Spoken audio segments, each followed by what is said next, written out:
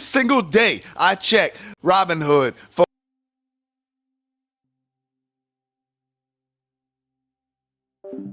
All right, what's up, everyone? Welcome in to the Great Nimbus Debates podcast, where we go over the vague and not so vague things of Dragon Ball. Hopefully, you guys enjoy it. So we'll get started.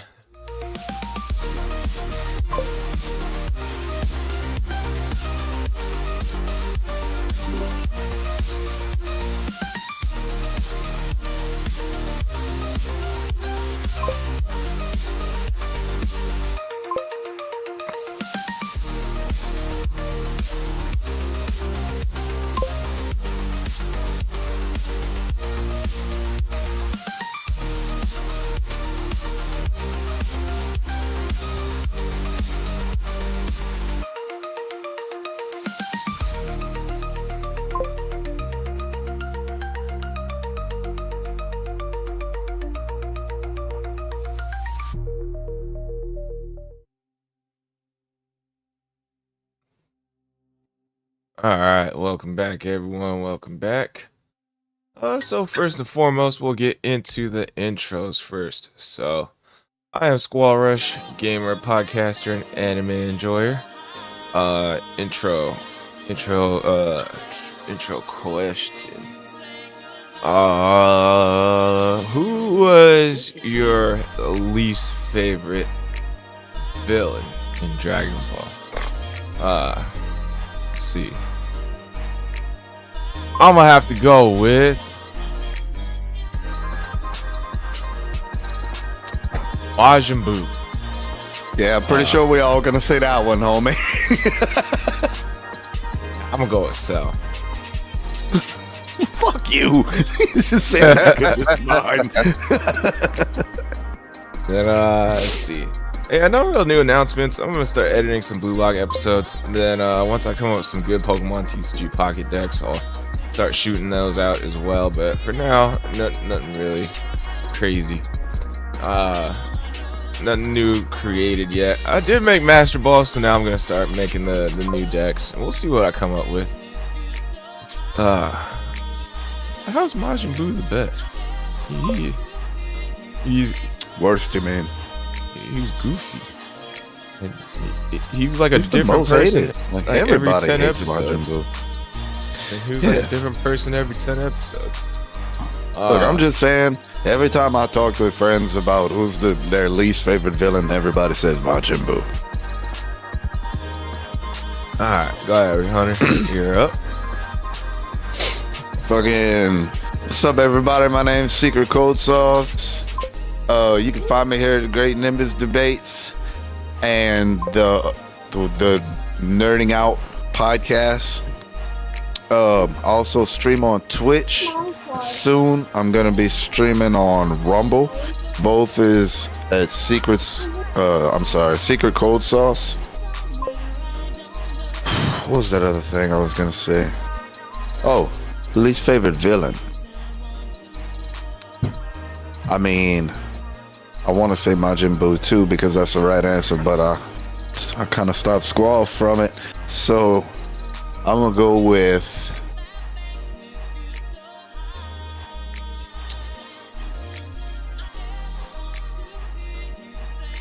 the Ginyu Force. Yeah, definitely the Ginyu Force.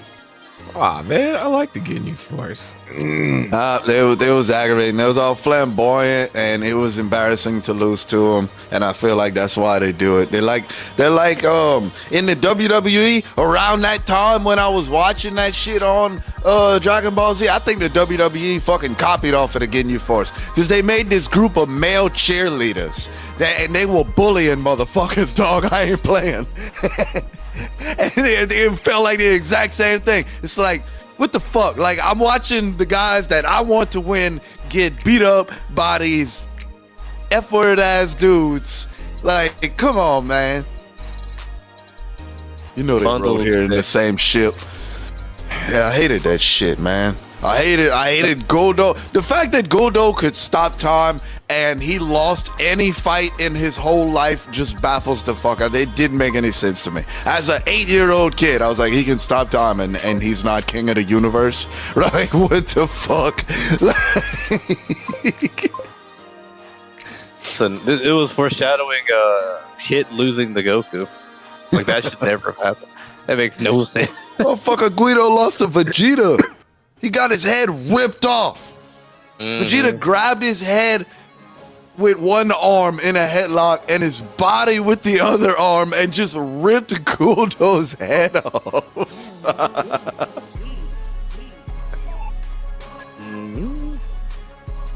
Could you imagine if Trunks watched his dad do that shit today? I'm 7-7. You can find me at Game Jolt, Miri, and Rumble. We are currently not streaming at the moment because of internet issues, but when we get back, it's back to good old Helldivers, and whenever Sonic Crossroads comes out, we'll be probably playing that as well. My least favorite Can you get villain, him up on the Wii? I was gonna say Berger, but since he said the Ginyu Force, I can't say Just on that. Mario Kart. I'm gonna go with it's this guy from Dragon Ball itself. You know, I have my own personal reasons. I think his name is Miyazaki, the purple bad ninja. Yeah. Okay. I know who you're talking about. Yeah. Wait, the dog dude? No. That's Shu. It's the purple. He was in one of the towers, the Red Ribbon towers that Goku went after. Well, yeah, I know He he's was Red Ribbon goofier because than I got his Majin Buu. outfit on Xenoverse 2. So I know who you're talking about. A little bit. Was Shu's Anyway. was more of a blue color than purple. He was goofier than Majin Buu. Are you serious? So he was his goofy level like Toby from Naruto Shippuden? It was like goofy in the sense that like Toby's at least effective. He's still somewhat effective.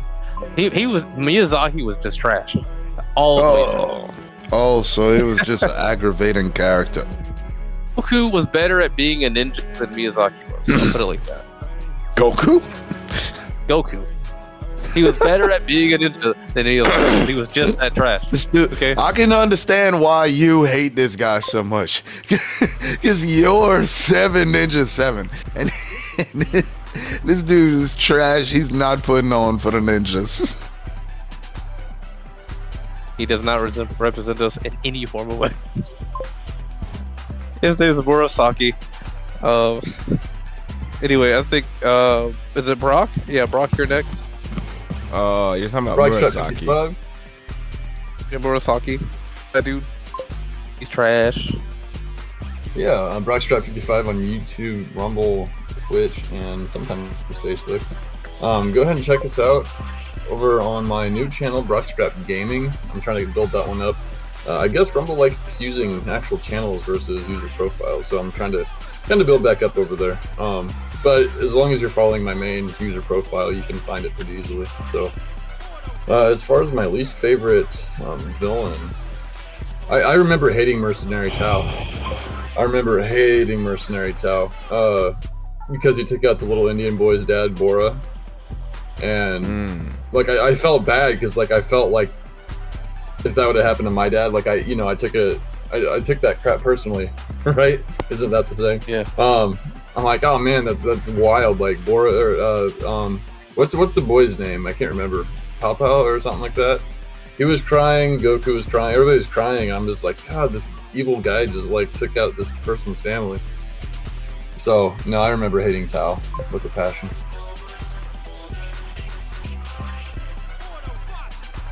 This makes him a good villain. That's everybody. Make sure y'all hit them with some follows. And we'll move on to my topic.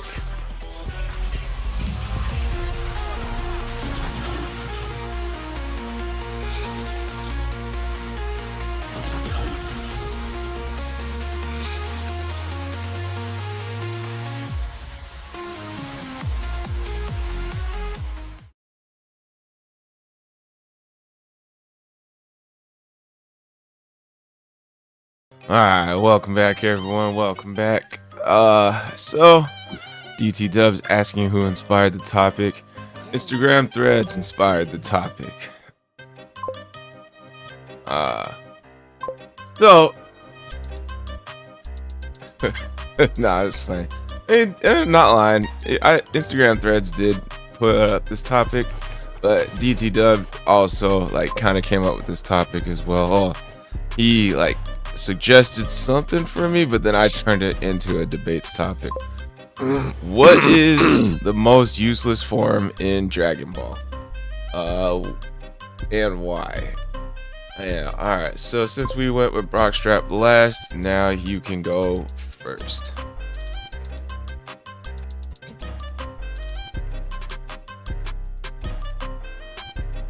Rock here. Brock? Wait, what? What's going on? What is the most useless form in Dragon Ball and why? Most useless form. Yeah, Just because it gets referenced as being. Usually because it gets referenced as being the most unusable, not because of the power scale, but just because of the stamina drain and the not a whole lot of usefulness for it. Super Saiyan 3. I was never really like when it happened. I thought it was cool, but I definitely don't like the no eyebrows thing. The hair, like the length of the hair, is just kind of silly, and I don't know. Like if it drains your stamina, no matter what the power drain it is. Like if the stamina is this garbage, then like Vegeta had that point. I know he did it in Daima, and that's kind of what frustrated me a little bit. Was because he's all like, no usefulness of the transformation, but then he goes out and does it himself anyway. That was kind of frustrating, but yeah, I really don't. I don't know. It's just a personal preference, I guess, but I'm not like a big Super Saiyan 3 guy. Okay. Seven Ninja. Well, you know what? I'm gonna go with failed fusion. You know, usually they're small or big, and they don't really have that much ability to do anything. Specifically, superhero shows us that. So a failed fusion.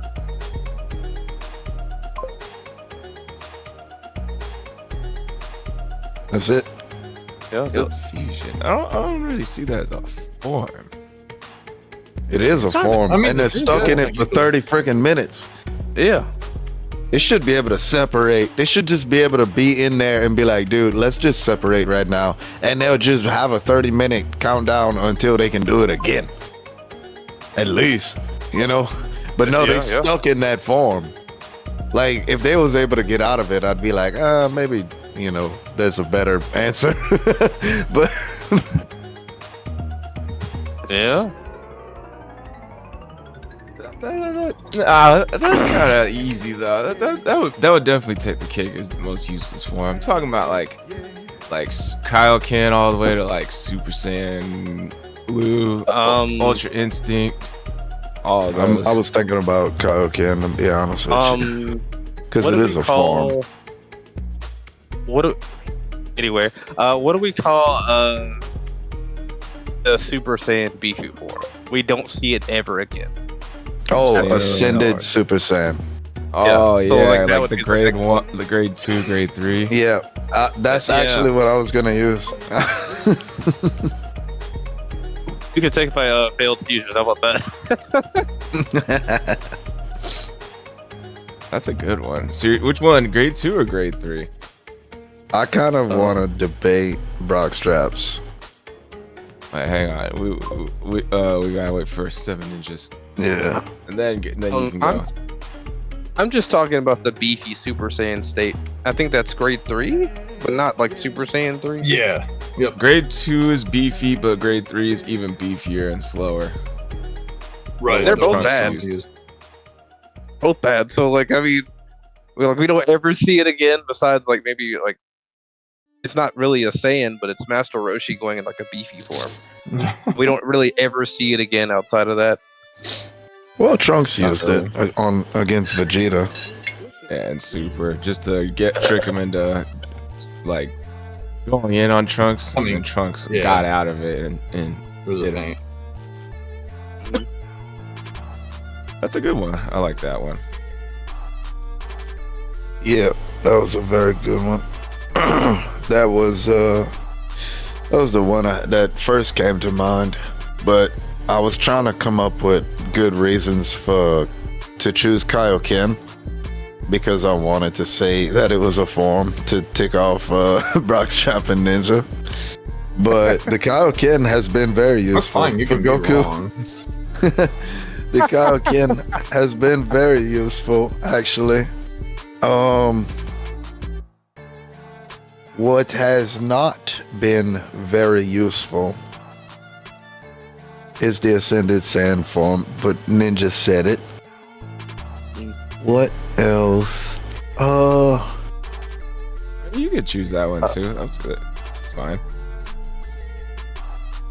Nah, I'm gonna go with Frieza's third form.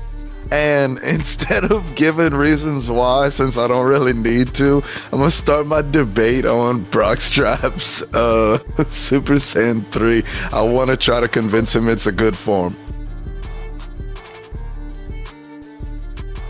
All right. Brockstrap, I'll you give my accept? answer. Let me Okay. give my No, go answer for it. first, and then Yeah, no, I'll go ahead and I'll do this go. thing. My most useless form is Super Saiyan Blue.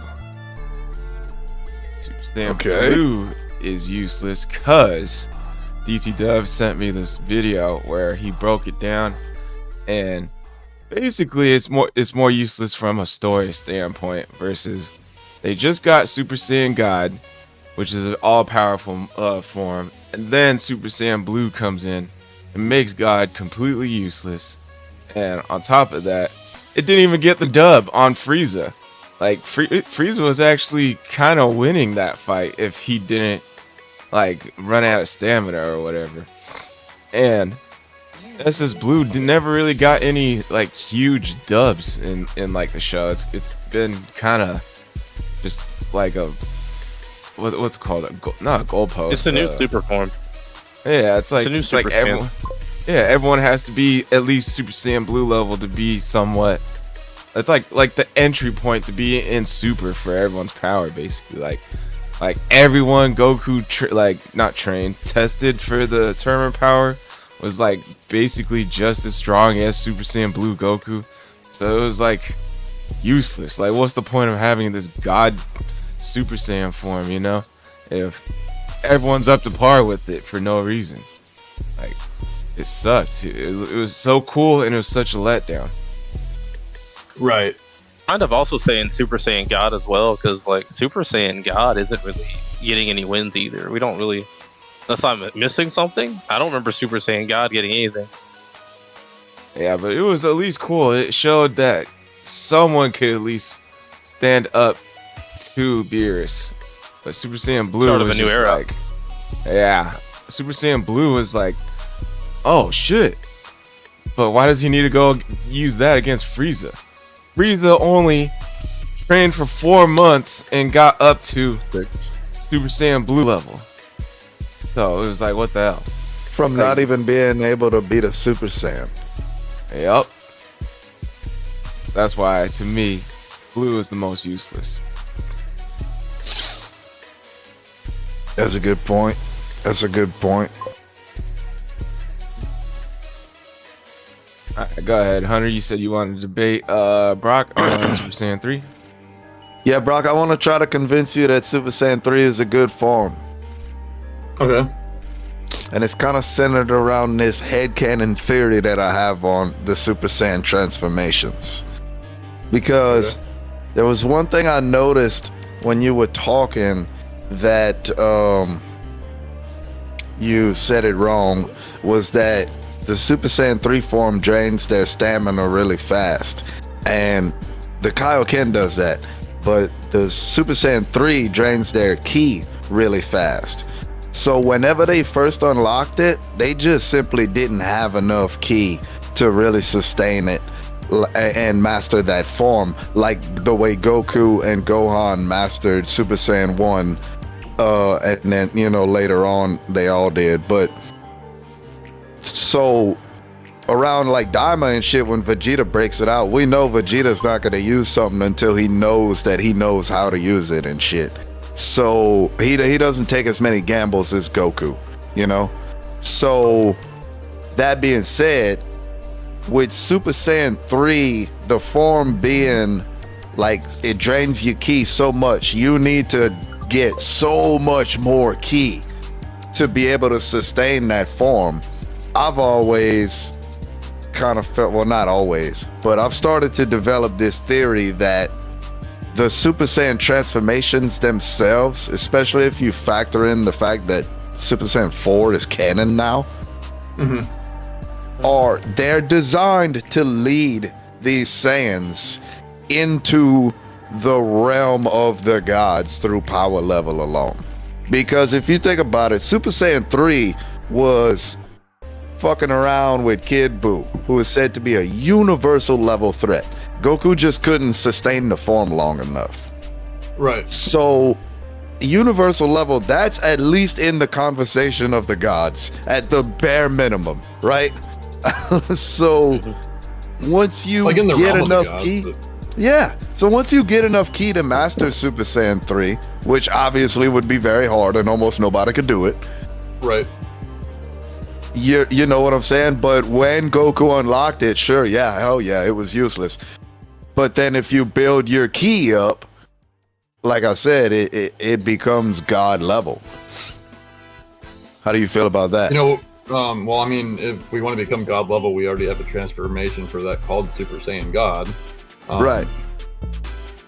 Which we I couldn't feel access like- at the time. Which we couldn't access at the time. Now we can. So, I mean, at the time, sure, yeah, that was the best we could do. And you're right. Like the power, again, I wasn't complaining about the power it emitted.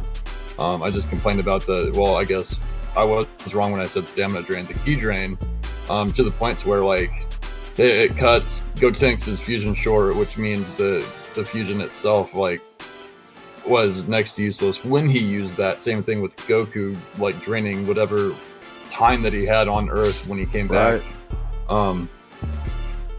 So yeah, no, what you're saying is cool. Like, I understand it, and so like, it was the best that Goku could do even on King Kai's planet when Beerus visited, and it just wasn't enough. So if we go Right. Well, and I mean, what we know everybody's about arguments on like God not even actually being relevant, like, well, sure, to where we're at now, but like, if at this point where we're at now, God's not relevant, like 3 is even more useless. Like even in 2, they don't have Right. that kind of brain, and 2 was enough to even for enraged Vegeta to take on Beerus just for that tiny stint at the birthday party. So like, I don't know, Saiyans are just weird, I guess, when they can be strong, but no, I'm just saying, like, I'm just saying for the aesthetic of it, and just the pro con ratio for what our Saiyans are able to, you know, are at the ability of at the moment. Like, it just, of all of the tools in their arsenal, that one seems to be the one that is very, very, very specific. It's nice to have that tool on your belt, but like, unless you come to the very certain scenario, like, you're just probably not going to touch it. I got you. Yeah, I mean, yeah, I agree with that. I just, so like, when you look at transformations, like the Super Saiyan transformations, if you kind of think of them in tiers of like a video game and having to unlock them, right? Obviously it takes a shit ton of ki to master Super Saiyan 3 once you unlock it, right? And you look at the next step, Super Saiyan 4, this is the kind of form that puts gods to shame. Like a lot of gods, maybe not Beerus, because he's the strongest, but like a lot of gods, you know? And this is all forms that Saiyans can achieve without training with like like learning how to use God ki, just using their own, like, you know, ki that they are born with. So Yeah, no, actually, you convinced me. Super Saiyan 3 is the most useless form, but it is the most important milestone, in my opinion. Because if you can master it and start tapping into Super Saiyan 4, you're all the way into the God Zone. Well, what are all the Super Saiyan transformations, if not extensions, from the one before? What do you mean? Like Ascended Saiyan and all that? Well, you're saying that like are you saying 4 comes from 3, or are you saying like they have to achieve 3 first to get to 4? If you think about it that way, wouldn't you have to? Well, not the way they describe it in GT, but if you look at it from on a number scale, you have to master 3 to start 4. Did he master 3 during Daima? Or did he even have 3 Vegeta did. during Super? No, but Vegeta mastered it. But I'm not really. I'm not talking about the way that they used it. I'm talking about first, and then Vegeta comes in second and masters it while Goku on to the next thing. I'm talking about the forms themselves. I'm not talking about how they used it. I'm talking about the way the forms are set up. If you look at the minimum power that we see from like the first time they used those transformations, and like what it takes to be able to use those transformations, it kind of shows a direct path into very serious godhood, like deep godhood territory. And part of me feels like that's exactly why Beerus would have wanted to get rid of him. Because every one of these Saiyans have potential to do this. Right. I thought we talked about this already, where Beerus like wasn't necessarily scared of the Saiyan. Like, does anyone else want to weigh in on this? Yeah, I'm sorry, I'm talking a lot. No, it's alright. Go ahead, do you think? Didn't you talk? Well, I thought we were already talking about this before, where like he's okay with Goku and Vegeta, right? Like I don't understand why he wanted the Saiyans to be gone. Like maybe it's a scale thing. Maybe it's a scale like, okay, well maybe a couple are fine now that I have a handle on it, but like I guess if they were all to reach godhood to some degree, which I doubt would be the case, but like that'd be fucking if they learn off of each other, huh? Yeah. But yeah. No, I get. Okay, yeah, I get that. They just keep Zenkai boosting the shit out of each other. Like, right. That's like stopping a virus before, but being able to handle like 1 or 2, I guess, bad virus like at the same time. If they all just stayed on planet Vegeta and trained their asses off and like all just reached like Super Saiyan 3 and like a few of them Super Saiyan 4, right? They'd be able to take over all the universes. But they were around for a long time though, right?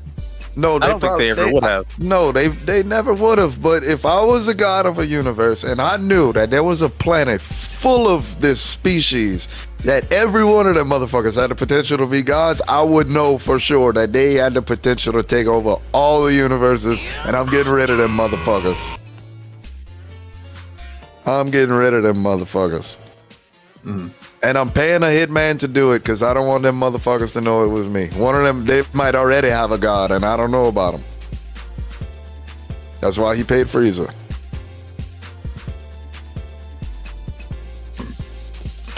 Well, DT Dub is trying to debate me, saying Blue SSJ Blue got wins and actually did some good things in the show. The form achieved something you can't call it useless. Blue killed Frieza. At the end of the movie, yeah. It did ultimately take Frieza out.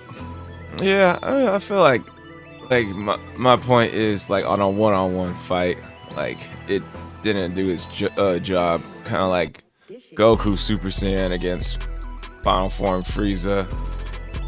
Well, hold on now. Let's be real here. Goku just got like real naive in the middle of that fight and just like turned his back on him and got shot. So like, hey, if we're just going off the movie though, like Goku, no. Goku had already tagged off to Vegeta. Wait, never mind. You're right. He did get shot. But Goku, like, when they realized Frieza fucked up, he got that new form and came straight over here. He didn't know how to use Super Saiyan 3, basically. You know? He came straight over, and when they both figured that out, you know, when Goku was like, all right, Vegeta, you could have him, and Vegeta's like, basically, oh, you give me the sloppy seconds because you know he's fucking done now? Like, Goku definitely could have won that fight.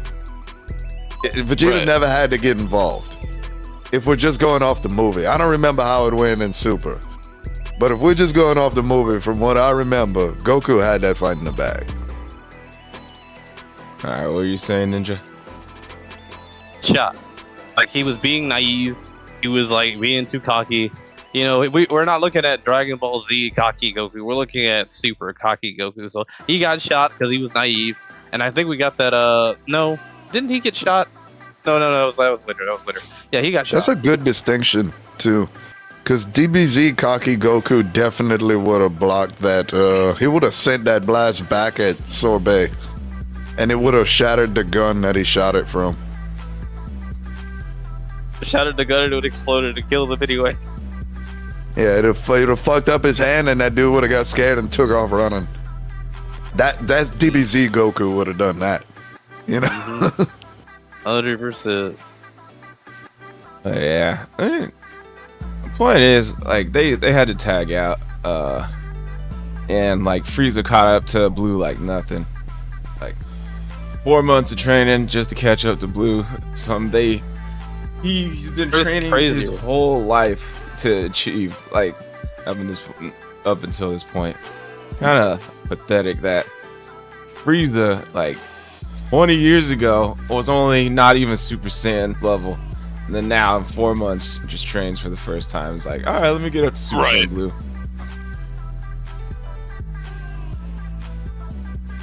Cell Max. He's got better genetics. That's just all it is, you know? Like, Cell Max, I feel like that was what Dr. Gero was really trying to complete. And now that guy is, like, even higher than Super Saiyan Blue. A lot of these guys are higher than Super Saiyan Blue. Topo. For some reason, Kefla. What's it called? Jiren, Broly, you know? Like, everyone's just way higher than Super Saiyan Blue. Super Saiyan Blue is, like, low-key, like, useless as soon as it came up. Or Universe 7's Super Saiyan Blue would be weaker than, let's say, in other universes. Like, you kind of see with, like, Frieza that you got good genetics, you could just be stronger faster. So in theory, Universe 7's the weaker Saiyans, per se. You just don't have the same experience. Like, Super Saiyan 3, in my eyes, was at least somewhat useful. Like, it didn't get the dub, but Goku said he could have beaten Majin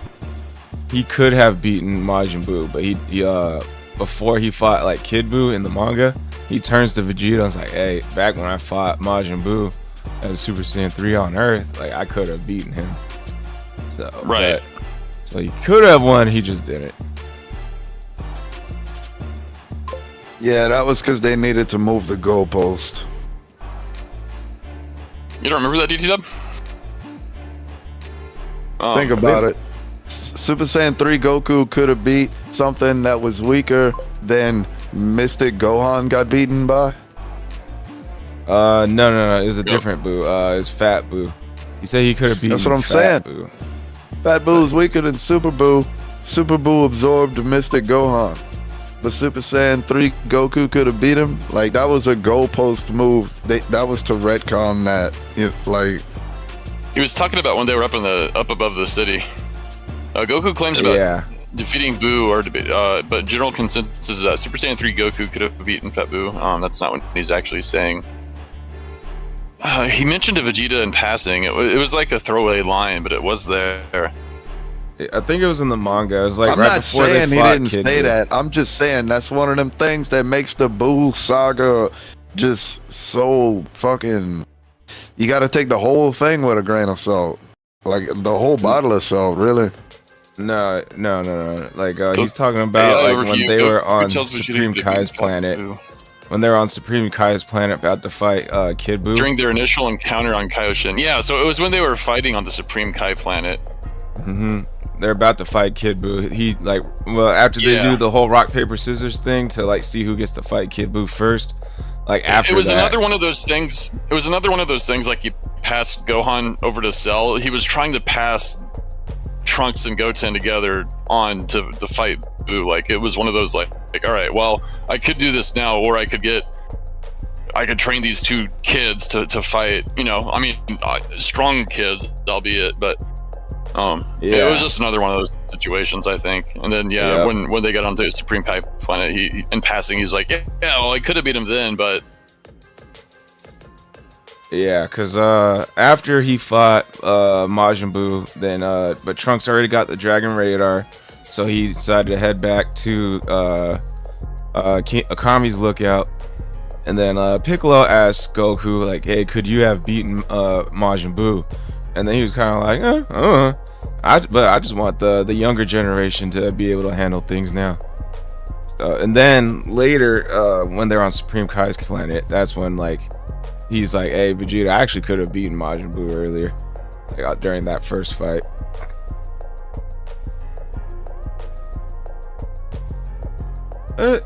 Zero canon wins, but it could have gotten a dub. Could have prevented a lot of shit. He actually just won. right. All right, let's move on to Seven Ninjas grade. Let's go with grade. I think grade 3 is more useless than grade 2.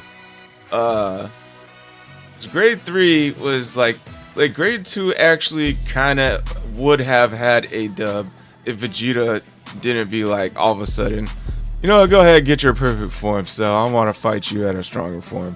He was mopping the floor with second form, so. But SS grade 3 was like, did he even land a hit on Cell when Trunks was SS grade 3? I don't even know if he even landed a hit on Cell. I did a couple. You got a couple, but nothing hits. fatal. Who, Trunks, after Cell revealed that he was fucking around? I think so. Right. He couldn't. Yeah, no, he let Trunks get him, but nowhere vital. Yeah.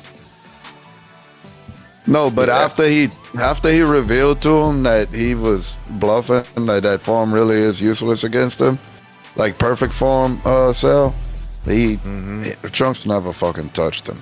He couldn't. Yeah. And that's why Trunks started crying and just floated down to his knees.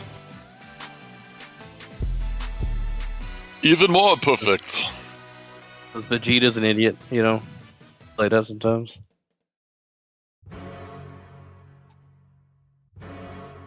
Yeah, I think grade 3 is more useless. I think he gets even slower. He gets stronger, but like Cell is straight dogging Trunks, bro. Like it was such a hype transformation. I remember seeing that shit for the first time. And, like Trunks went semi Super Saiyan, legendary Super Saiyan Broly for like a whole power up, like no pupils. I was like, holy shit, that looks so sick. So Trunks is about to get the dub here, and boy, was I wrong, bro. Bro was getting mollywopped up, down, left, right like a cheat code from PlayStation 1.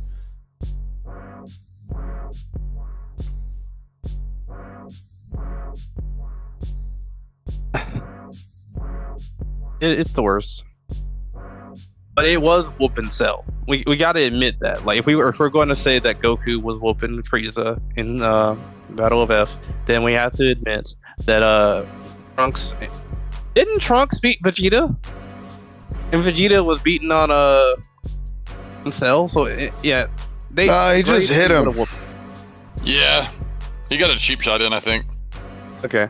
It wasn't really a cheap shot so much as beating, Vegeta was just like, what? My fucking son got this strong?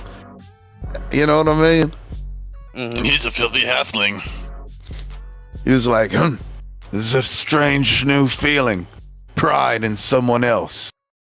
Unfortunately, it's shadowed by all this unyielding rage! Damn, Team 4 star quotes. Alright, what are you saying, Ninja? I mean, but we can at least agree that Grade 3 would have beaten second form Cell. It just wasn't sure. toppling perfect Cell. Would have punched him in half. Well, fuck, grade 2 was beating Cell. I think Grade 2 was so a was better Ian. transformation, actually. Because I think he does get slower in 2, but 3 is just like way slower. So Yeah. I don't know who would have won between Grade 3 and Semi-Perfect Cell. My bad, Ninja. Well, again, they Cut you didn't off have to, again. though, because Grade 2 was Huh. beating. Grade 2, Vegeta Oh, was good. beating Cell. That's why he let him go to perfect. So you Because said. Vegeta wanted more of the. Go ahead. No, grade. We wouldn't have to wonder if Grade 3 would have, because Grade 2 was doing the job. Mm-hmm. Yeah. My thing is, like Goku said, the original Super Saiyan is actually better because it's a good mix of power and speed. But that kind of doesn't make sense because he actually mastered Super Saiyan or Super Saiyan Grade 4 in the fight against Perfect Cell at the end. Him and Gohan were in Grade 4. It just looked like regular Super Saiyan, and then they said it's regular Super Saiyan 2 in the show. What's it called? But I kind of want to hear your reasoning on. You said if we can agree that Super Saiyan Blue was actually beating Frieza. We're gonna agree that Frieza was losing to Super Saiyan Blue, right? Super Saiyan lost. Blue is what killed There's him. a reason they used the cheap shot, dude. Yeah. Yeah, the whole reason. It's like Frieza Yeah. lost that. So if we're gonna agree that that's true, then we can also agree that Grade 3 would have beat second form Cell. We all know Grade 3 would have beat second form, so. Well, that's true. But what I'm saying is, like, they didn't even need to go that far. 100%. They beat him in Grade 2. Vegeta. Yeah, I don't did. think anybody's disagreeing. Even if Grade 3 wasn't really up to par with second form's fucking speed, he wouldn't have had to come to Cell. Cell could have came to him, and Cell would have got punched in half. Grade 3 Super Saiyan would have punched right through Cell's body. So did Cell grow exponentially as he absorbed the androids, or is it just like an addition thing? Like, oh, well, I'm already Cell with all these humans I absorbed plus 17, plus 18, Yeah. and that's all like accumulated together? Or does he get Yep. like a boost, like an extra boost on top of absorbing them? Oh. I've always thought it was Impression. additive. Because like if it was Cell plus humans plus 17 plus 18, then yeah, like Perfect would be crazy because they're already having a hard time even competing with 18 and 17 solo. Yeah, I mean, 18 broke Vegeta's arm when she should have Right. been washing dishes. Yeah. But no, I mean- like I could maybe That's see an what I got. argument for like the androids themselves are multiplication, but the humans are certainly addition. I can see an argument because he every time he absorbed one, he would actually transform. So there's an argument for multiplication. right. I mean, if we're going off how the humans worked, then it should be addition. Yeah, I was under the impression that the humans were kind of like an addition, but the absorbing the androids was like a multiplier of some sort.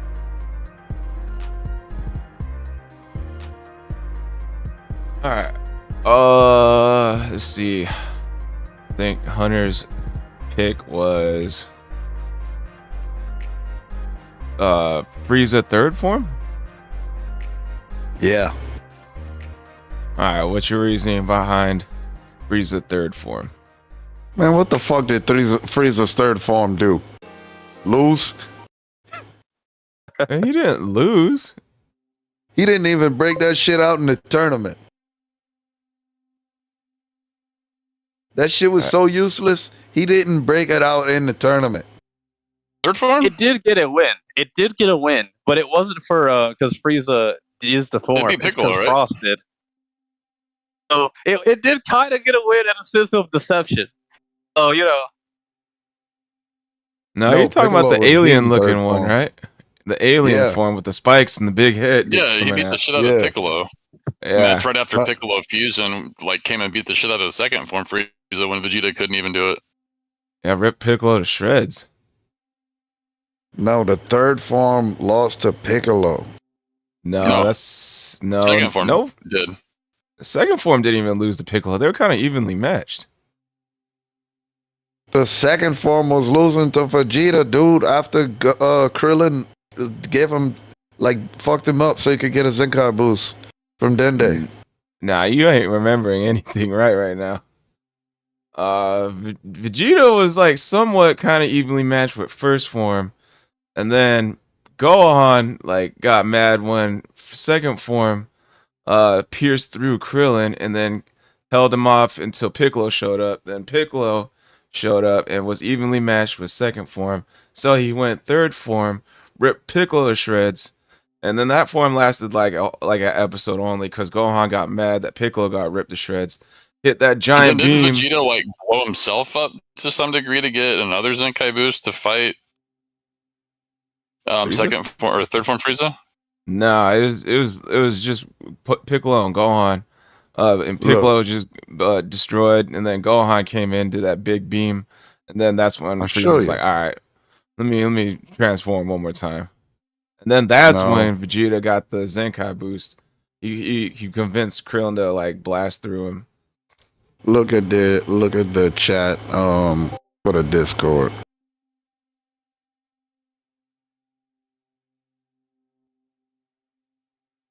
Third form Frieza was Piccolo as Wait, what?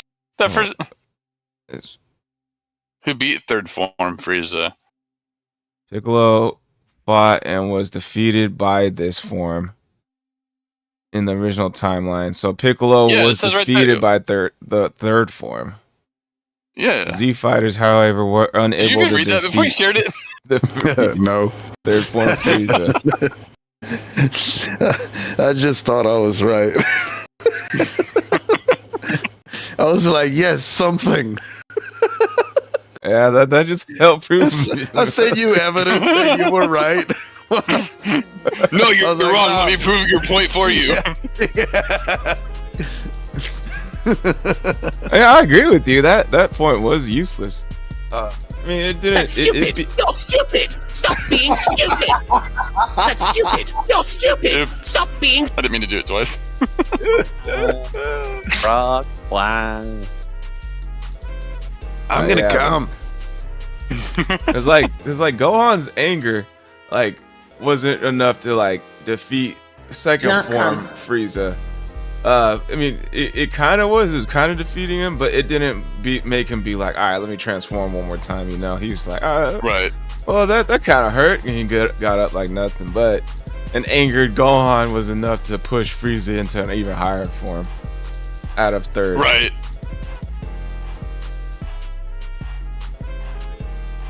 All right. Are we about to summon Fuga? Hey.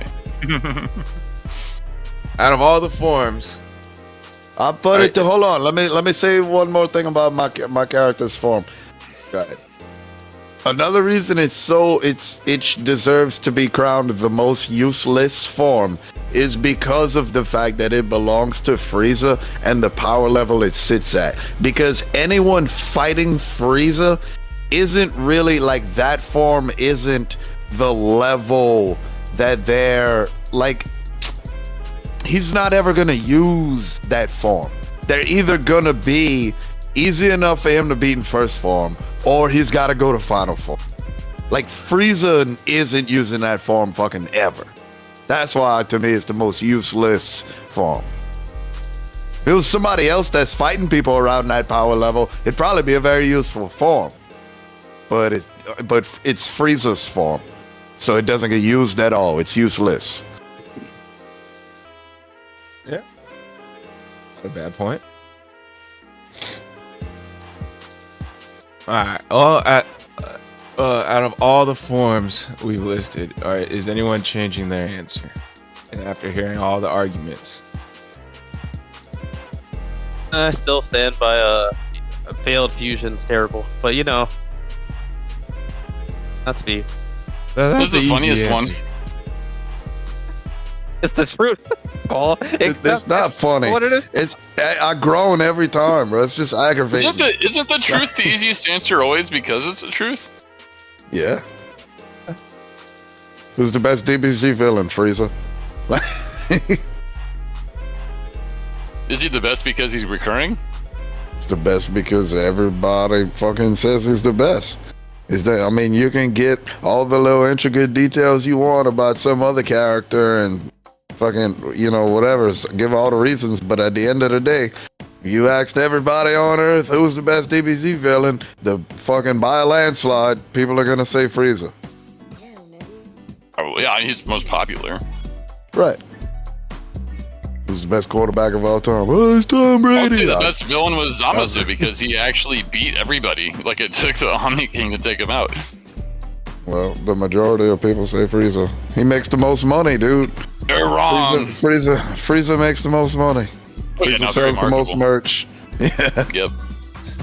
Dude's got like 6 different forms. I'm gonna have to change my answer to SS Grade 3. I think that one actually was the most useless. It had no potential to win a fight. It just got dogged on by Cell. Super Saiyan 3 had actually one potential to win a fight. He got dogged on by Cell? Yeah. SS Grade Super 3 Saiyan got dogged 3? on. SS Grade 3. Yeah, the Trunks one. Yeah. But Super Saiyan 3's actually got a canon dub with the Tomogami and Daima now, so that puts it above SS Grade 3 in my books. Or follow that logic. Frieza third form got a dub against Piccolo, so that puts it above SS Grade 3 in my books as well. I think SS Blue's got a dub here or there somewhere in the show that kind of doesn't really matter, but still above SS Grade 3. Frieza. It's got some dubs in the tournament. It's got probably a few dubs in the tournament. What about Daima Super Saiyan 4 though? Because it technically has no wins. Misfits saying Majin Buu. Yeah, but at the same time, see, that's the thing. Y'all are going off of its record and shit. So Ninja makes a good point. If you're going off the record, Diamond's the most useless one. Super Saiyan 4 is the most useless one. But I promise you, Super Saiyan 4 is beating like every villain we named today. Even Boo. Super Saiyan 4 actually kind of held its own against what was the main bad guy's name? I forgot his name. Very forgettable.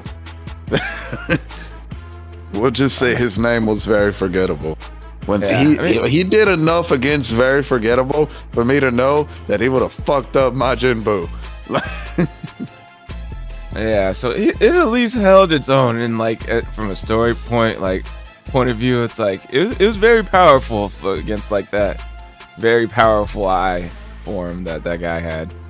But SS Grade 3 in its fight was damn, for real, this is it. Pathetic, I don't know. Maybe Vegeta could have won if Bulma didn't stop, but who knows? How did he get stopped again? When Bulma threatened Bulma threatened to keep them legs closed. Are you talking about King Goma? Yeah, that guy. He's not forgettable. What are you talking about? What's his name? You just went look up his name. Don't act like you just... No, I've been focused on my game I'm playing. I didn't really pay attention to his Oh, name. yeah, but you watched the show twice. You watched it in Japanese and in English. I actually haven't finished it in English. Of course, you're going to remember I got to episode his name. 12 and I stopped. It's the same name as the Zelda guy right off the bat. It was easy for me to remember. See what I mean? Anyways, Yeah, I think Vegeta could have hit the back of his fucking head a few times, dude. Even if I don't remember if he was losing or winning, but if Vegeta was staying in the fucking fight, you know, he felt like he could do it. I mean, fuck. They were like, "No, Bulma, come on, man, let me do it." And Bulma been friend zoned in Goku's friend zone since her teenage years. She was like, "All right, fine, Vegeta, I'm gonna close my legs if you don't get over here." That's not how I remember it went down. Well, you know, they gotta keep it kid friendly sometimes. right. Taking a bath. But we know what she meant, bro. Taking a bath. You know what the fuck she meant. All right. Vegeta's trying to have a kid with some sand hair. Trunks came out all weird. All right, segment 2 starts now.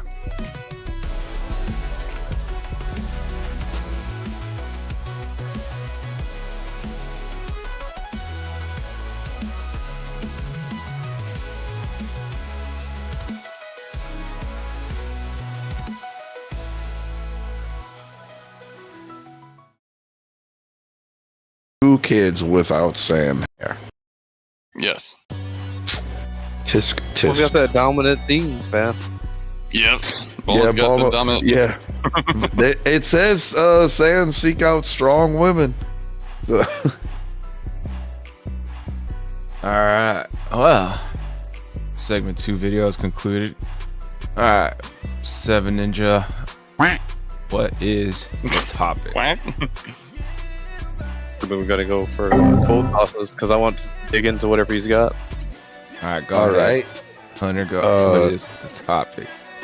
Do we remember what my topic was?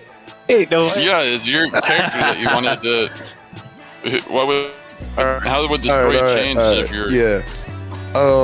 So I'm gonna choose a villain. The thing is, this villain in the timeline of the story when they show up is gonna win, and we're gonna debate on how the story would play out, like how the villain would win and how it would play out afterwards. Alright. So I have chosen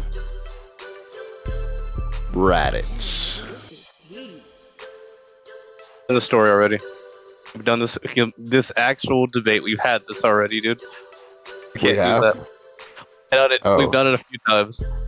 All right, fine. I'll go with Dr. No Giro. nap That was either. a good one. Dr. Giro no was a nap good one. I don't remember debating if Raditz won. I think we We've had did. what if stories. We've had what if stories. I think he's right. Yeah. We were I doing think we did Raditz. We'll go with Dr. Giro. We'll say I'll say Dr. Giro won because Vegeta was like a month late. But y'all go ahead. Let's start with Squall. So Dr. Shiro wins, right? Yeah. So like that fight when Vegeta shows up. Well, I mean, no, it's up to you. But, yeah. So how does Dr. Giro win? Dr. Giro wins. Like all the like couple timelines when Androids 17 and 18 killed off all the Z fighters. Goku dies of the heart virus. Trunks is left alone, has to go back to the past, and comes back to the future. And as he's about to go back to the past again, Cell comes in out of nowhere and finds that the androids are destroyed and kills Trunks and goes back to the past. And instead of Vegeta saving the day with hitting Cell in the final beam clash, in between Super Saiyan 2 Gohan and Cell, he's still being a little wimpy boy and just not doing anything. And so Cell wins the final beam clash, and then kills Gohan, and then everybody else. We jump straight to Cell. That's how Dr. Gero wins. Let You me say nothing about the androids. I did. I said they hear defeated all the what I DBZ said fighters. before. Let me throw in what I said before. In the scenario where Dr. Gero allows Cell to win, Dr. Gero is dead. He doesn't win in this case. Him winning is him seeing Goku die. Him being alive to see that happen. We kind of can't do that and it could still be a Dr. Gero win because he has nothing to do with that at that point. They just want to kill him because. Alright. That's that point. Alright. Let me change up everything then. So, he puts his consciousness. No, Oh, Lord. this doesn't sound right. This doesn't sound right. He Dr. Wheelos him. Yeah, I was gonna Dr. Wheelo him. He Goku But- blacks him. Let's go with. So if he sees Cell winning, alright. You know what? Instead of 17 snatching the device, or 18, I forget which one snatched the device from Dr. Gero to blow them back up, he actually guards that shit. Make sure they don't take it from him, so they don't destroy him. So he's able to actually live and not die against the androids, and someone control them. And he lives to see long enough for Cell to come from the future and absorb 17 and 18, and then that's when he sees Goku and everyone die. Him and Cell team up and basically take out the Z fighters together. He's so hell-bent on Cell. What? I think you would He's need Cell at that hell-bent on point. Cell. We're like, how does Dr. Gero win scores like Cell wins? And how's Dr. Gero gonna kill them all? I don't know, Ninja, tell him. So here's the real idea that I was going with. Dr. Gero and what was it, 20? They're going down and they see that they see that Dr. Gero sees that Goku's having a hard time, he's holding his chest. And, he's like, okay, well, what's this about? Because it's like, oh, he's weakened, he's whatever, right? They try to go pick him up. It is at this moment that they annihilate Krillin. I think Krillin or Yamcha takes it back. They annihilate Yamcha or Krillin, trying to take him away, and potentially they take him out with a ki blast. Remember that Goku is pretty much the most important person in this whole fight. So if they were to take out Goku right then and there, everything afterwards is over. Now, 17 and 18, they can come into play at some point in time, but their main thing they're worried about is that destruction device. So in the grand scheme of things, Dr. Gero can have control over 17 and 18, and also 16, and potentially he's gonna have 20. Now, potentially, there's a potential here that 20 still dies. I think Vegeta comes in, but if we're going to go with the idea that what Kolta says, Vegeta comes a month late, everyone there is dying without question. No, Everyone there is dying. I'm glad you said it like that because I got a way different version of that happening. Keep going. So from there, here's the real question though: is he after King of, or was he just after killing Goku? I'm pretty sure he was always only after Goku. I don't think he cared about anybody else. 18 and 17 made Trunks' timeline like that, not Gero. And so it's like, would he still try to commit to whatever the Red Ribbon Army is after? That is the real question. But I mean, again, he's only angry at Goku. It's always Goku. So like, I kind of can't see him. He's not really gonna have a plan after that. Not for a little while, anyway. Of course, if he kills him, then we can say this too, because he would have died in combat. Potentially, Goku could have got wished back. Would he know about the Dragon Balls? Yeah, dude, he's been studying these motherfuckers since Dragon Ball. So potentially he would still have to kill the Z fighters. Scenario, he still would have to do this simply because he would know about the revivification. Yeah, I think he knows So about the it. Z 'cause- fighters are still dying. Oh, go ahead. Fighters are still dying. Potentially they're getting their energy absorbed. But does he go on a world takeover spree after that? That is really the question here.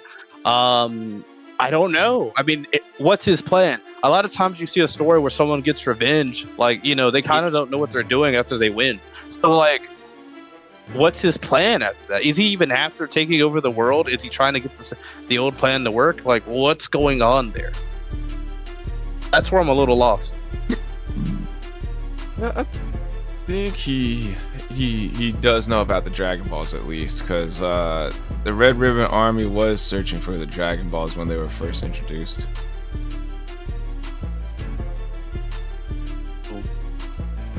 So you said, what was the part you were lost on again? I was kind of hung up on that Dragon Ball part. The very end of it really is just like, you know, after he kills Goku, his revenge plan is killing Goku. In theory, he doesn't want him getting revived, so he would more than likely kill the Z fighters. The thing is, after he's killed the Z fighters, what is he after? What was the Red Ribbon Army's ultimate plan in Dragon Ball? I think world domination, if I'm not mistaken. Well, then that plan doesn't change. Yeah, and so that's kind of where he's going. Like, future Trunks can still happen, but at this point, like, unless like Gohan or someone gets away, I think the only one he probably would have gotten away is Krillin. Remember a fanfic? He's the only one that survived Hell, so that's a possibility. But outside of that, That's the mean! I don't see. You know what though? We could potentially see a sort of Dragon Ball-esque, like the original Dragon Ball-esque story with future Trunks. We could potentially have seen that happen, where because Baby Trunks is still alive, he goes to avenge the rest of the Z fighters. I'm gonna also say this: if Vegeta does show up and tries to fight 20 at this point, there's a high possibility that he's going to get his energy absorbed too much, or because of the capacity, because 20 would technically have enough power, potentially fighting everyone there. He's going to have enough power to potentially take Vegeta, unless Vegeta's still training. We kind of have to decide on that one. But potentially he'll have enough power that he could do that, and so he might have an increased or better efficiency with his drain, which means that he potentially could beat Vegeta altogether. But assuming that Vegeta plays a little bit smart, he may just start training his son and building up power there to enable fight Jiro later. But that's assuming Vegeta's pride doesn't get in the way. So in this scenario, they're still trying to take over the world, and it's going to be up to Vegeta and family to actually save it.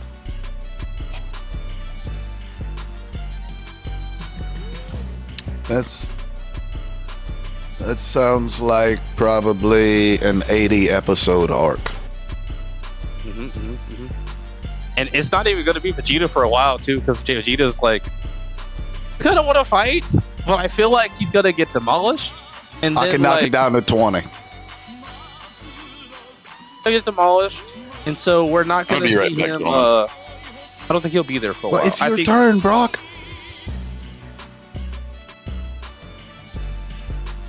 Maybe I shoot. if you gotta go, I'll try to continue this somehow. Okay, I'll figure it out. All right, so you gotta go off real quick. Go ahead. I don't know. I'll just go. Brock, you want to go after me? Is he Yeah, go going ahead. already? Okay. No, I'll be right back.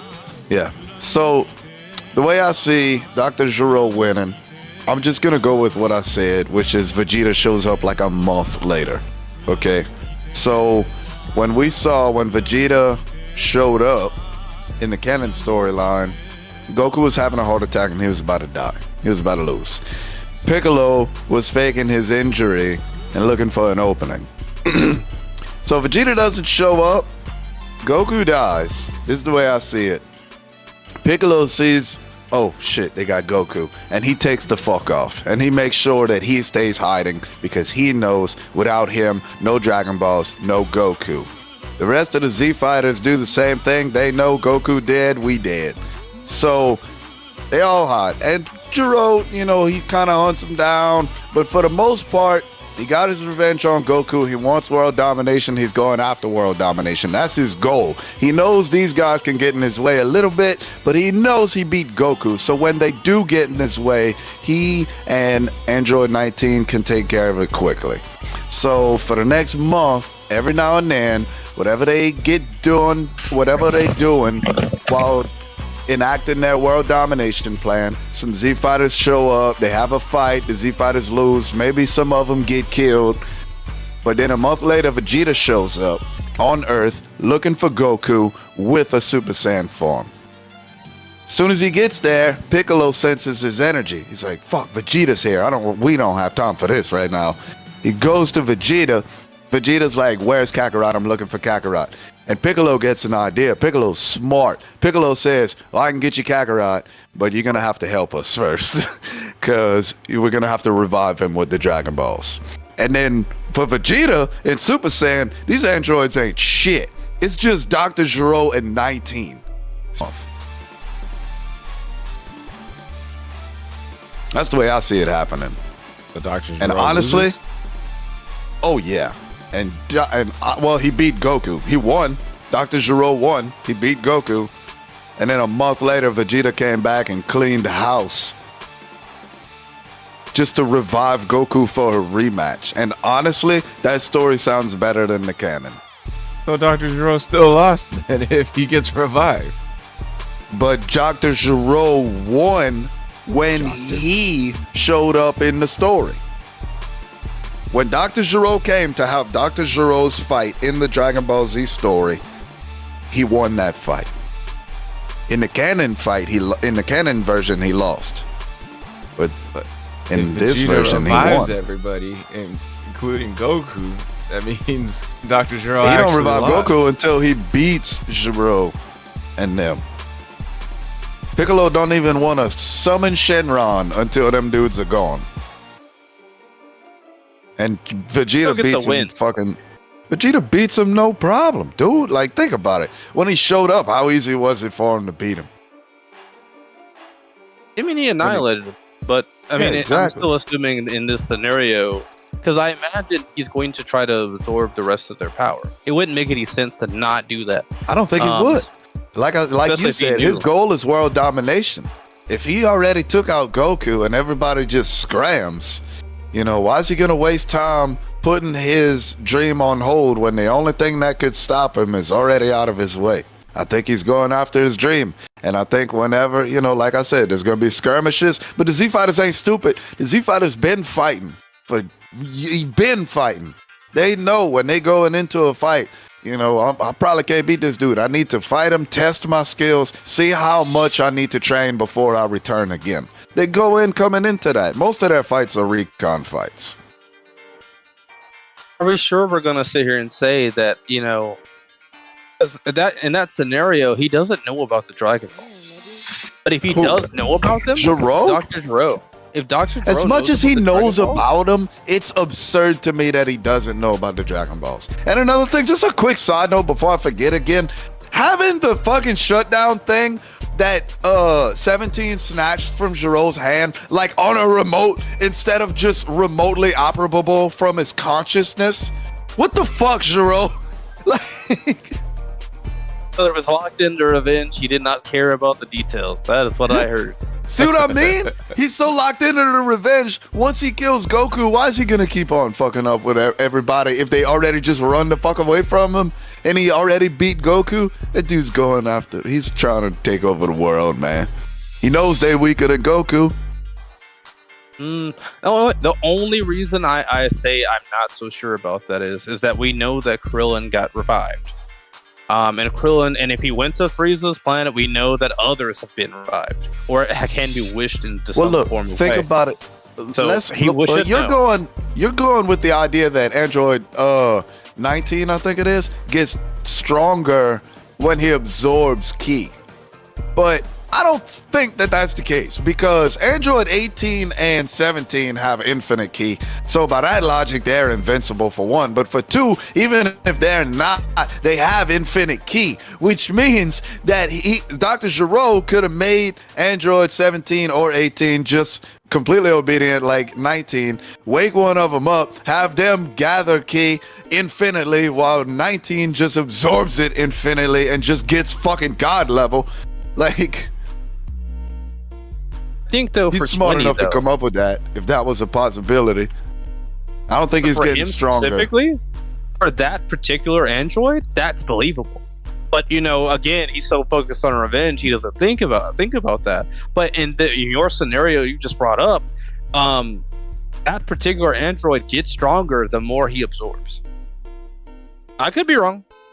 But that I mean, he particular one would gets himself stronger. also, right? Like, Yeah, 19 they both and 20 had are the the green. basic. Yeah. So that particular type could get stronger, but you know, he's got a capacitor that he's got to be able to hold before he can handle some more. So I don't know. I feel like in that scenario, he would potentially have drained all of them. It wouldn't make much sense to, because again, if he knows about the Dragon Balls, you think he's not going to try to keep Goku from getting revived? I feel like that's 100% his game plan. He's going to take whoever he needs to take out, and that might start with Krillin, but he will eventually reach Piccolo.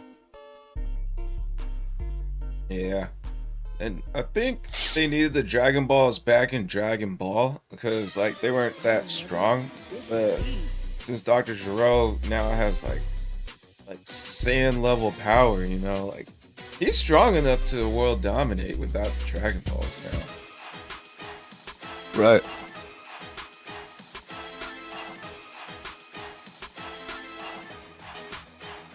So, Brockstrap, you want to take your turn? Yeah. All right. So what happens if Jiro wins? So we got to figure out what specific thing that would classify as Jiro winning. My thought would be just him taking Goku out and that be it, which could be fairly easy with the heart virus.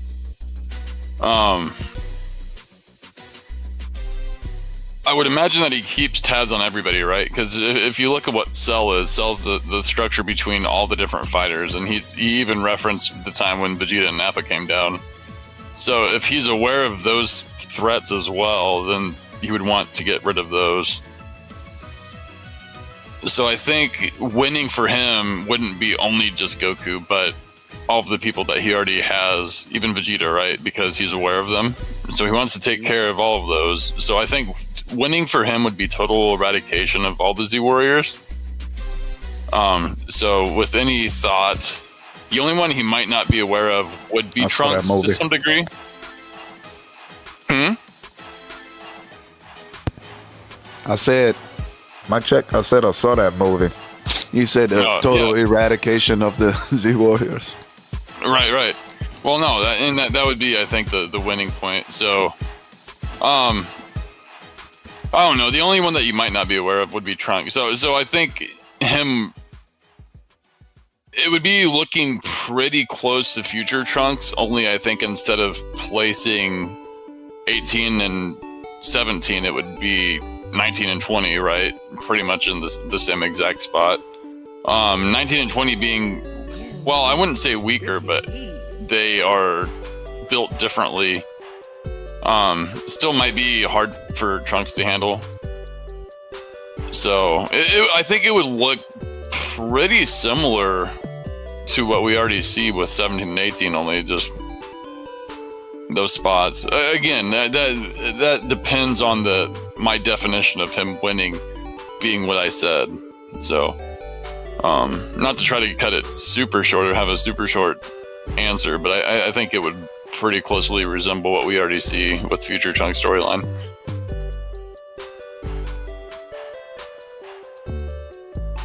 I don't even think Gohan would be around either. I think Gohan would be one of those he wanted to... I think it would be worse off, because Trunks wouldn't even have anybody to train him.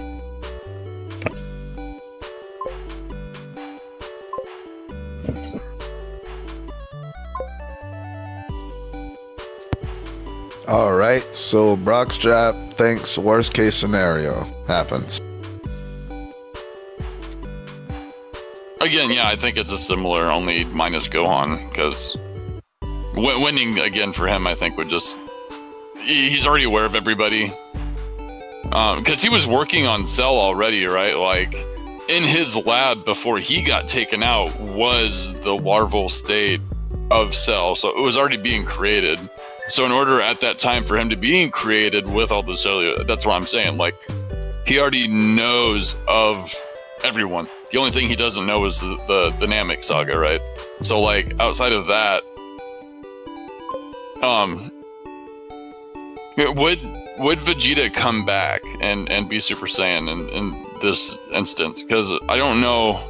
Of course, the only way for him to win would also beat Vegeta, which, if Vegeta does come back as Super Saiyan, like, that just doesn't happen. So how is he beating Vegeta? Well, that's up to you to figure out. You said a dub for Gero is everybody. I said a dub for Gero is when he beat Goku. I only ever remember him wanting to kill Goku. I don't remember him wanting to kill everybody. Well, right. Well, no, but that's like... Then what's the point of even creating a Cell if you're not gonna like try and like, if these are all threats that he assessed were good enough to take cellular structure from? Dr. Gero seems a lot like a military strategic inventor. He's got a backup plan for his backup plan for his backup plan for his backup plan, and that's not a joke.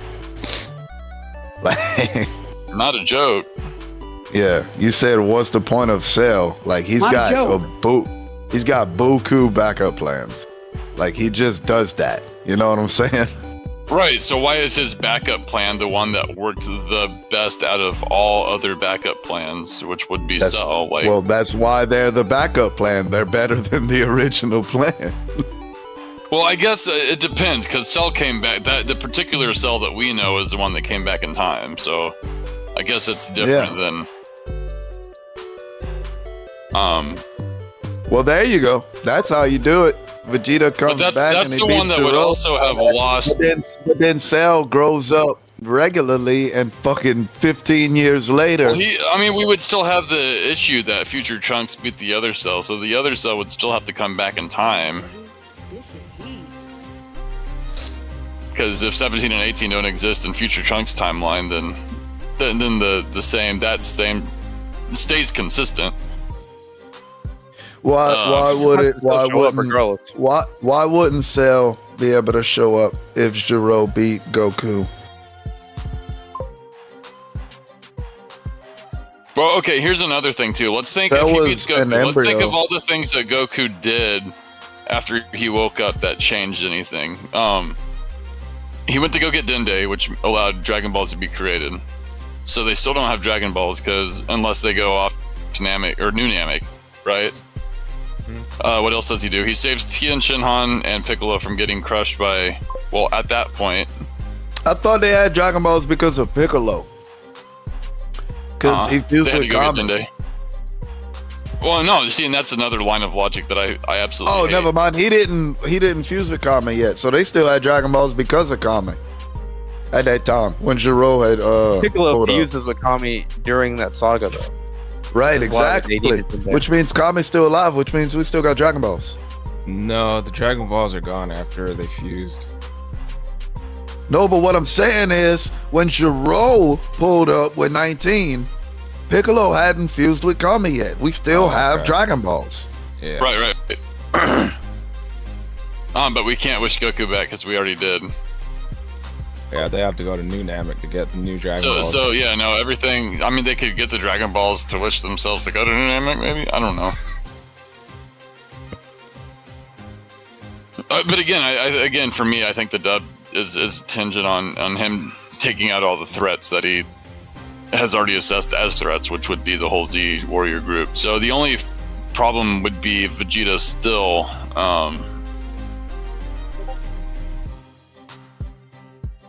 I don't think he leaves them the chance.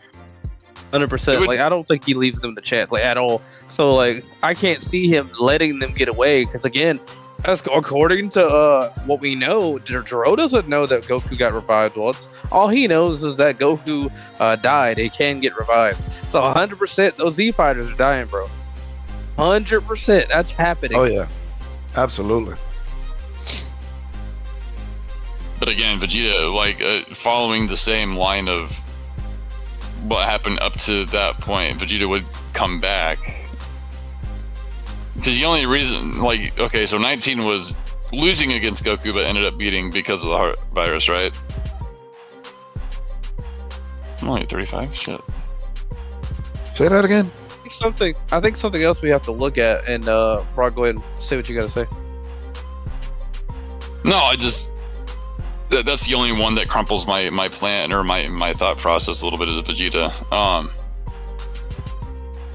Because we have to go based off of what Vegeta does as well. Like how would he, with him eradicating, like something would have to happen with that Vegeta 19 fight, or 19 and Jiro would have to work together. See, and this is another thing too. We always watch one-on-ones, so like anything could happen with these 2v1s or two whatever. Like I'm sure if Jiro were to jump in, then everybody else would jump on Jiro as well, right?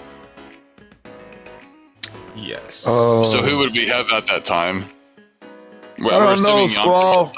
When have we ever seen everyone jump on somebody?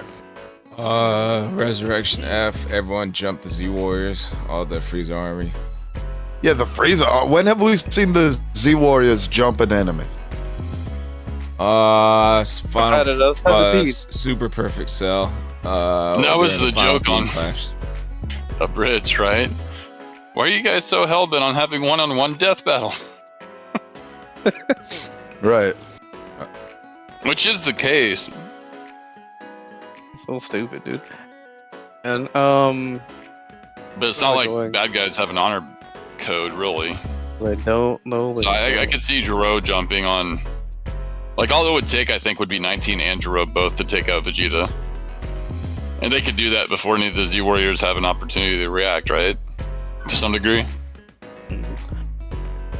I kind of see like so he doesn't release Cell yet, but I foresee 18 and 17 being released. Not because he's afraid, but because he's already. Let's assume, right? Let's assume they that he lets them scramble, right? With this idea Cole says, let's assume they let him scramble, right? He's thinking to himself, okay, I can probably kill a few of them pretty easily, but I need more help. There's only one of me, and maybe 20 still alive, or whatever his name is. Hey, let me chime in right here. 17 and 18. Go ahead. I'll fuck. I already forgot what I was gonna say. It was important. What did you say? That when you said let's assume. Assume in this moment that he lets them scramble, right? He might kill a couple of them, but you know, for the most part, he lets. Oh yeah, I remember scramble. Now. All right, yeah. Let me just quickly say this. So my absolute backup plan for all of this is that Mr. Popo is able to hide Piccolo and Kami. Like the other Z Warriors, you know, all of them can wind up dead, but somehow Mr. Popo has access to some kind of realm. It doesn't have to be the hyperbolic time chamber, but like remember he put the Z Warriors in that realm that he trained them in, something to where Dr. Gero can't find the Namekians. That way when Vegeta comes back, we can use the Dragon Balls. You know what I'm saying?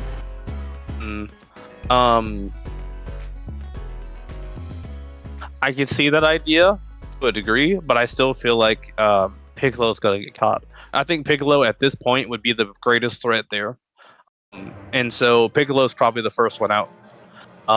They might try to jump him, you know, in this scenario, but like as soon as Piccolo's gone, Kami's kind of done for. Ain't really much going on there. I don't see him going after Kami per se, but pretty much as soon as Piccolo's number one dead. Number one. He's still remembering that King Piccolo was a threat.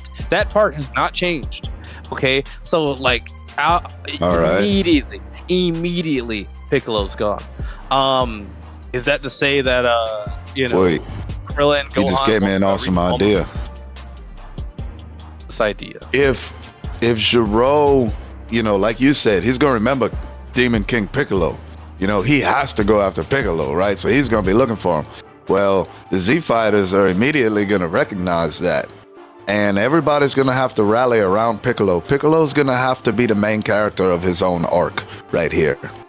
And do we think that, as smart as Piccolo is, especially with battle strategy, can he use the Z Warriors in a team way to get this done on their own without bringing back Goku, without Vegeta showing up? I think he could do it. I think Piccolo could figure out a way to get like his special beam cannon through 19, or even Krillin's Destructo disc. Don't think it's about is he smart enough. It's more like would the team work well enough together. And in this case, we don't Under really Piccolo, see them I bet fight they together. could. He's a great fighter. He's a great super leader smart, too. 100%. He's been king of the Super world. smart. Yeah, but they don't Like trust you were Vegeta. saying earlier, Why would they they always trust- doing one-on-ones and shit. Well, Goku's their leader, and Goku's a fighter, and he's selfish and wants to fight for himself. But when they have a leader who's got a strategic mind like Piccolo, you know what I mean? Who knows how to be a leader. A Super's a I'm just different saying. beast, but they did not stick together when in Super. It didn't happen. Well, I mean, that was Gohan being a leader. I'm just saying, though. I'm just saying they didn't do it there. But the thing is that Piccolo could be a great leader. I could see Krillin listening to him. I could see Gohan listening to him. But again, we're looking at Tenhen with Tian Shinhan. We're looking at Yamcha. You remember how they were about Vegeta? They're still kind of pissed at Vegeta. They still hate Vegeta, right? That energy is still going to be placed on Piccolo. That part Look, hasn't number changed. one, whether that energy's there or not, they fell in line while Vegeta was there because they were at least smart enough to know, as dumb as all of these motherfuckers are, it was at least smart enough to know that if I don't team up with this guy, I'm definitely getting killed by Giro. They're at least that smart. I see your point. This is a main character Piccolo arc right here we're talking about. And then right when they beat Giro and they revive Goku and Goku gets back and everything's all hunky-dory, Vegeta shows up wanting that rematch. The only problem is I just don't see Goku coming back. I could maybe see them trying to defend Piccolo and that Piccolo maybe takes one of them out and dying, but I don't know if they're getting Goku back in this scenario. It just feels like there's only way this works is if Giro gets killed by Piccolo when they both take each other out. That's the only way I see that happening. Because if that doesn't happen, if 20's the one that he kills instead of Giro's getting 17 and 18, and they're dominating the Z Fighters. That's just happening. So I don't see that happening. I don't. It's just same old, if that's the case. So why would he not revive 17 and 18 to deal with Vegeta? I mean, would he have enough time? He did in the main I think time, in this right? scenario, If Vegeta came back and they found Vegeta and gave him the rundown and was like, this is where these motherfuckers are and this is what's getting in the way of us bringing back Goku. If you want your rematch, we need to take their fucking heads off. Don't you think Vegeta would take their heads off in less than a fucking minute? You think Giro would have enough time to go revive 17 and 18? It's not like he knows for a fact Vegeta's coming back. No one knew or even thought Vegeta was coming back. Yeah, he caught them But by you did surprise say a the month. first time. you did say though he would be gone for a month, which means they still Right. would have a waiting period. Well, no, I mean, that's the way I Giro saw would it. have time. Yeah, but the reason he wins, right, is Vegeta shows up. But like, and Goku Yeah, doesn't die. Vegeta But in didn't this show scenario, up to that fight. Goku loses. but that has to be there. It some form of way Vegeta has to be delayed so that Goku can die. That Exactly. has to So, happen. and I mean that's an easy thing for us to like, change. Like it could have taken a little longer for him to become Super Saiyan. It could have taken a month longer. It could have taken a fucking 6 months. I wanna be a Super Saiyan. I wanna. Yeah. Maybe it wasn't enough tears yet, However you think the story, however you want to see the story play out before Vegeta comes back, or even if he doesn't come back, you might say Vegeta fucking said fuck Goku and went, whatever. Well, I mean, Vegeta caught them by Also something I surprise think the would happen. first time in the main storyline, and Dr. Gero still got away and revived 17 and 18. You might be Vegeta found out that Goku and Frieza killed each other on Namek. So why would he? Ninja, was that you knocking on my door? No, that was me.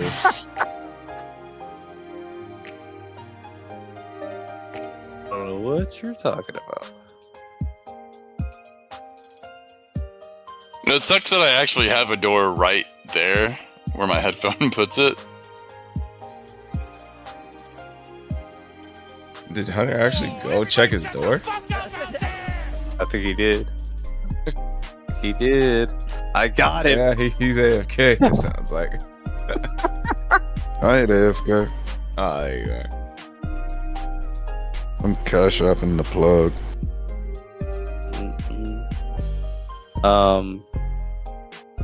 Yeah, I guess again, in my scenario, I think Piccolo dies. I think they would want to go save him, but I think in this scenario, if they are to scramble, it's going to be after Piccolo dies, and potentially Krillin's after that one.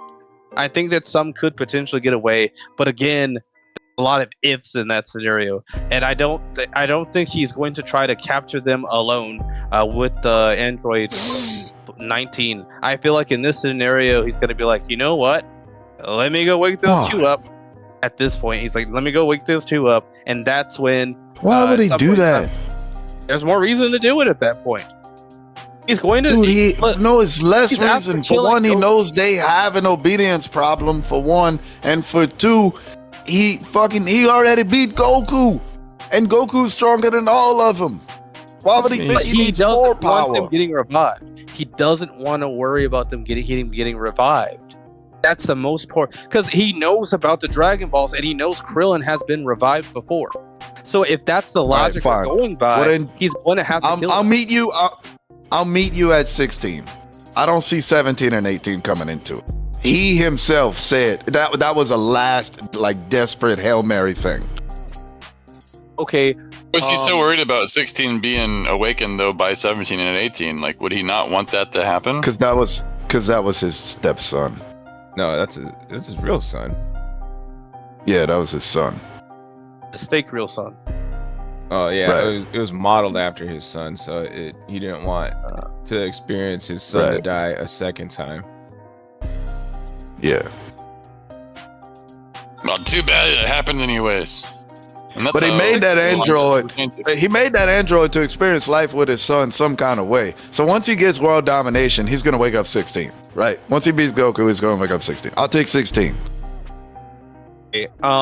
Then the next thing would be, remind me, who did 16 fight? We could start there. I mean, 16 was toe to toe with Semi-Perfect Cell. 16 would be Vegeta if he came back. Well, potentially there's a fight happening there, and potentially we're gonna either see I have no other options and he blows up on Vegeta killing him, or beat like that's kind of where I'm at. Dude, Does he 16 beat- was better than 17 and 18. And 18 beat the shit out of Vegeta Okay. after Vegeta Alright. trained. Because Vegeta Okay. came back with Frieza and trained for a year. Okay, so that's where we're going. 16 demolishes Vegeta. In this scenario, that's what's happening. Yeah, That doesn't change. there you go. So there's no hope for the Z Warriors in that case. Gero wins outright. Mhm. guaranteed. And eventually, he's probably gonna take. I could see him making 17 and 18 obedient. And potentially making Why would they need Cell to? obedient. Because why not fix the rest? Why not actually fix your machines at the very end? Like you did all this work ahead of time, but this guarantees your domination. Like, why would you not finish your ultimate weapons? I guess.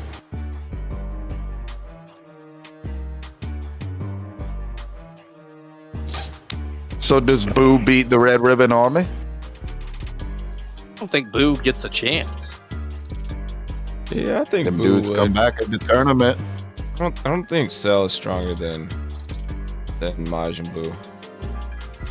No, what I'm saying is, I don't think Cell. They get enough energy, at least at the time that it comes by. I don't think they'll get enough energy for Boo to even come up. Motherfucker, Potentially, their original plan was albeit- to get it from Spopovich.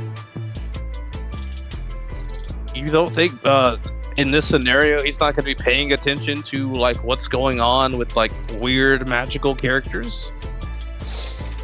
Yeah, the Z These fighters people are could trying to do see revive that. a universal level threat. They might know a thing or two about keeping it under the radar. Especially against somebody who's only got technology and doesn't have a lick of being able to sense energy like we do. And it's Yeah. not like Supreme Kai is gonna come back and fucking warn Zero. You know, maybe. But don't I know. feel like it. I feel like in this state we're talking about a guy that he's already completed his plan. He's got 16 by his side, potentially the others. I feel like in this scenario, he's probably going to be paying attention to strong fighters that'll try to take over his land. At the end of the day, whenever you've got someone that's a dictator, they usually are worried about possible threats. Yeah. Potentially, he's looking at Bulma. But again, the fighting tournament, this is where Goku was found at. I'm more than likely going to find more fighters like Goku at that tournament. Or any tournament, Right. for that matter. well, You think he but- will and be I mean, paying look, Goku? unless I'm wrong about Spopovich being supposed to have enough power for them to use to revive Majin Buu, like the things Goku was doing in the tournament was way more like Giro wouldn't be looking at Spopovich thinking there's a possible threat here when Kid Goku was doing way more than Spopovich was doing in the tournament. But maybe maybe they couldn't have revived him with just Spopovich. I don't know. I might be remembering that wrong. Well, I think it's it not would even take a long just- time if they did use him. I think it would take a very long time if they did use him. It's not even just Spopovich that's the problem. It's Deborah who's stronger than Perfect Cell. So, like, even if they did try to stop Babidi, like, from reviving Majin Buu, the Cell's not even strong enough to handle Deborah. So, I don't think they'll be able to. I think Babidi and Deborah would be enough to stop Dr. Gero and Cell, and then they'd probably use Cell to get to revive Majin Buu. Use his power. Wait, hold on. Wait a minute now. Hold on. We do have to remember that Gohan was Super Saiyan 2 against Deborah, if I'm not mistaken, and he was barely winning that. So, remember, he was rusty. Vegeta was upset with him. Would it be hard to believe that her who was Super Saiyan 2 perfected would have had a hard time against Deborah? I mean, well, that's Deborah beats Cell. that's kind of the point, though. If he's strong the enough point to Squall go was toe to making. toe with Super Saiyan 2, but Super Saiyan 2 at half power was stronger than Super Perfect Cell, like barely. No, that wasn't half power. That was stronger than a regular Super Saiyan 2. That was with a rage boost, Squall. A Yeah. regular Super Saiyan 2 wasn't beating Perfect Cell like Team Gohan did. Well, The rage boost, think about the shit the Only rage boost got does. it. The rage boost put Vegeta on toe to toe with Beerus for a few seconds. That's Super Saiyan Let's- 2. Let's hold on though, because remember, Vegeta throws in that cheap shot, and he gets distracted, which is when Gohan was able to do it. I don't know if I would say without Vegeta's distraction, Gohan would have won that. Well, what's it called? They do state that when Dabura was fighting against Gohan, Supreme Kai was kind of scared, like, why aren't you guys all going in on him? And then Goku was like, we faced someone around his strength a few years ago. Back then we would have had trouble, but not now. And then as the fight goes on, he starts using magic. Goku's like, oh wait, he's got magic? He's actually stronger than Cell. So he's Dabura is definitely stronger than Cell for sure. I think he would have got hit by that stone thing, that stone eye beam. I think he would have got hit by that. Oh, One thing. Take the Destructo Disc to the chest. Well, is he? I mean, is he completely organic, Cell? Yeah, he is. That's right. But one thing that's really helping Gero is Babidi can't take over any of those androids minds. They don't have minds. They have code. Yeah. Or do they? I mean, we see Gero's brain, his head. So I don't know. I mean, he could get the robe. Does Babidi have to get past Norton VPN? Let's talk about today's sponsor. Well, I mean, are the androids still alive, or does Dr. Gero have Cell? Because perfect Cell. Because if it's just, yeah, that's another thing. So, but he definitely can't get 16. He's completely synthetic. Yeah. Right. Well, I mean, in fact, the best chance he has is Cell, because he's completely organic. And Cell is 90% Saiyan. So, I mean, the point is, if he's got the androids instead of Cell in the Majin Buu arc, they're even weaker than Cell. So Dabura's definitely mopping the floor with them. Yeah, that's what I'm saying. I'm with you on that. So Buu gets revived and wins, and the only thing stopping him is Beerus, who's sleeping. But I mean, we should wake him up. So. Shin's dead, dude. Shin's dead. No, wait How a you minute. figure? Hold on. Wait Why a would minute. Shin put himself in Wait a that minute. situation? In this scenario, though, Shin might actually warn Dr. Gero. Dr. might Gero actually might do it. listen. Yeah. Or none of them have would be the able to power do that. that the Saiyans would have had at that point in the story to even revive Buu in the first place. I think they could eventually. It'd just take them a lot longer. They could have, the Babidi people with that fucking thing that they were using to absorb Gohan's energy, they could have found enough people to fucking set something off. They would have got some shit from Cell just to get around him. They 90% would of have had their to power watch all him came fight. from Super Saiyan 2 Gohan right there. And then the fight between the Super Saiyan 2 Vegeta and Goku, that's a lot of energy that normal humans wouldn't even come close to.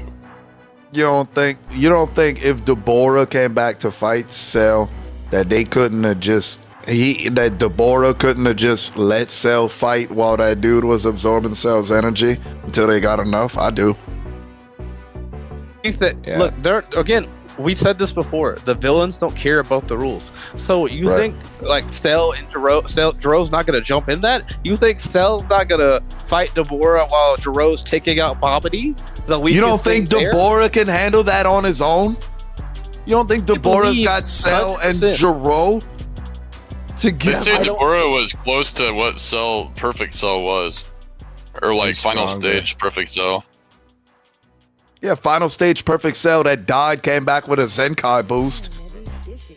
No, I'm talking about the Zenkai boost. Dabura was on that playing But hold field. on, I'll give an argument for Dr. Gero. Even if we go with Dabura being fucking strong enough to hold them both back, while the other dude gets the energy, Cell's got the Cell Juniors, and then Dabura does not have enough power. I mean, the Cell Juniors alone can go track Babidi. Alone. I don't know about track Babidi. He was in a whole other fucking. He might have been still in the demon realm calling them shots. I think Babidi would mind control the Cell Juniors. I don't know, man. I don't know. That's possible. No, Squall's right. He could have got all them dumb motherfuckers. He said, "I'll give you more power." Them dumbasses would have said yes. We're talking about an obedient Cell. An obedient Cell is a lot different than a Vegeta that's wanting more power. That's a whole different beast. He takes the evil in their hearts and uses it. dude. There's no evil in Cell. There's no evil. No, but the Cell Juniors? They're pure There's evil. no evil in that one. Yeah, There's they're no evil. evil in them. No evil. Can't be. I had nightmares when I was a kid. That shit was scarier than the Chucky movie. This is the obedient Cell producing obedient Cell Juniors. He can't Those produce obedient Cell Juniors. He has to Yes, because they sacrifice come from him. He has to sacrifice intelligence for strength. They come from him, and they're scared of him, so they're going They to come listen out to as their dad. infants. They didn't listen They're to going him to the first time. They did. They were after the Z Fighters. They would have killed them. If Super Saiyan 2 Gohan did not handle it, they would have killed them. I'm no helicopter parent. All right, Swim, bitch. but do you agree or disagree that the Cell Juniors were like pure evil? Like, weren't they exactly like Kid Buu, which was pure evil? They were a more childish version of what Perfect Cell was. That is what I'm willing to say. vibes. I don't think was they're that evil. wild. Kid Buu was just destroying just to destroy, but they were listening to their dad. The child version of their evil father, Cell. Yeah, but an obedient Cell is having obedient children. Cells, look, Deborah's fast enough and strong enough to, if Gero tries to kill the guy absorbing Cell's energy, Cell can just take Gero's head off mid-fight. And then keep mollywopping Cell without killing him until dude gets enough energy to revive Boo. That can happen. Them destroying that thing that they're absorbing. I see that happening. He's I gonna can see pay that. attention to the details. He's They're gonna pay smart attention enough to do that. And they don't have the pride getting in the way of, I'm not going to beat the machine, I want to beat the warrior. What's stopping? They're smart enough to do that. What's stopping Bobbity from controlling Cell himself? Vegeta Cell's not gave gonna turn on into this, Gero. but Cell is obedient now.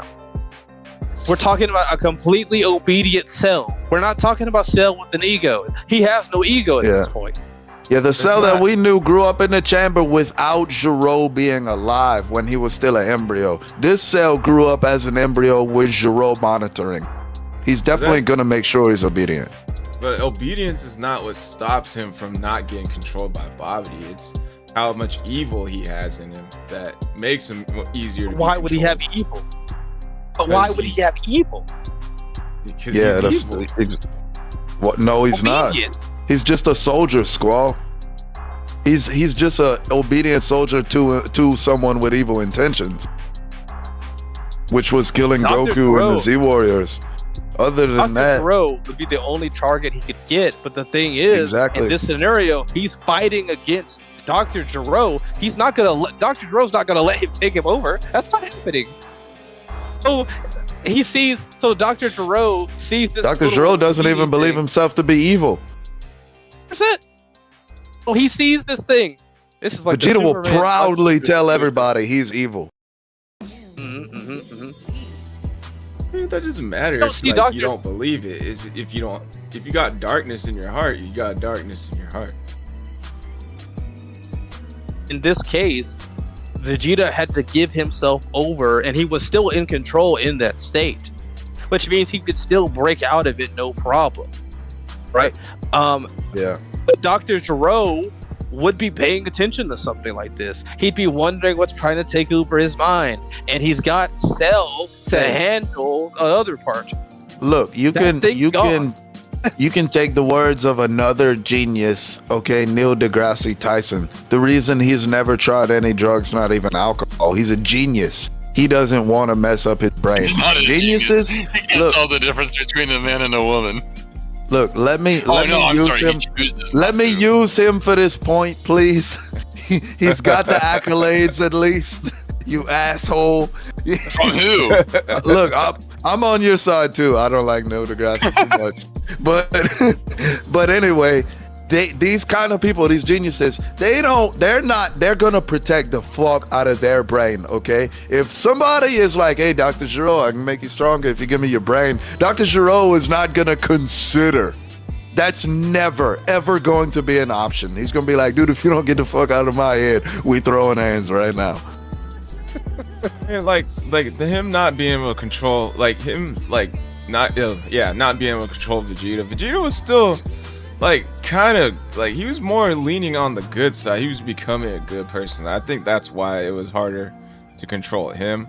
That's why he had that struggle in the beginning. He's like screaming like ah and all that stuff. No, but that's the thing. He never really controlled Vegeta. He controlled Deborah, like the Demon King, you know, the devil, you know. But he's not evil. We know Deborah's he's not evil.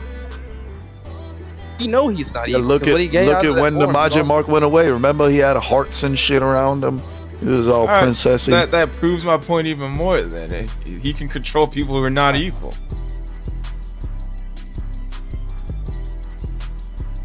But they have to give it up.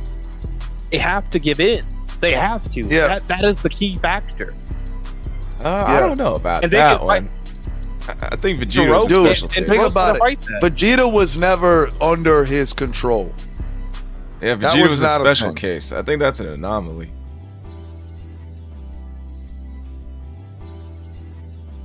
Like if Vegeta, like Spopovich was under his control.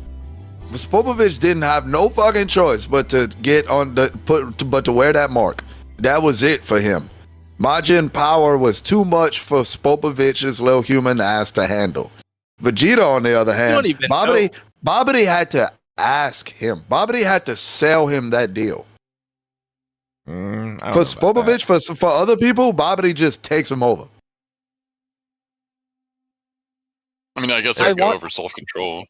I do want to throw a little throw a little wrench into that, and on the only idea that you seem to, if we're going off of how Vegeta worked, you seem to have to be positioned. It's kind of like the deal with the devil.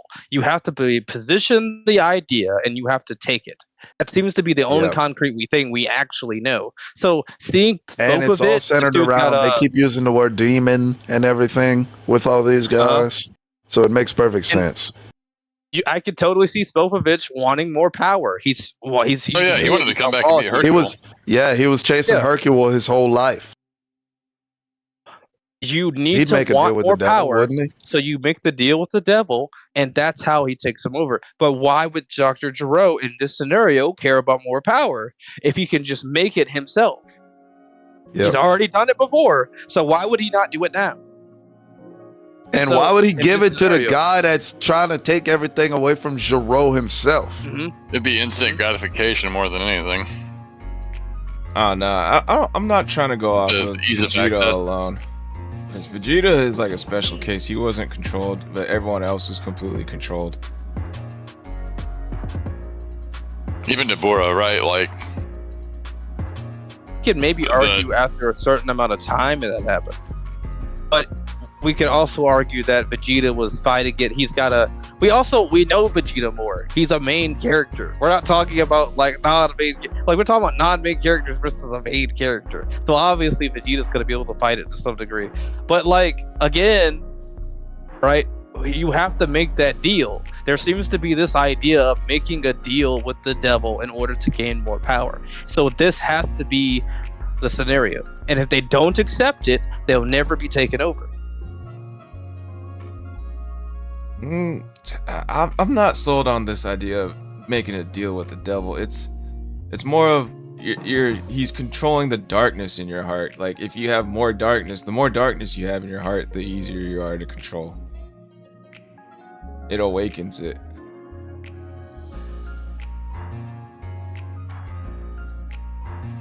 And we know Deborah. Then why did he ask Vegeta?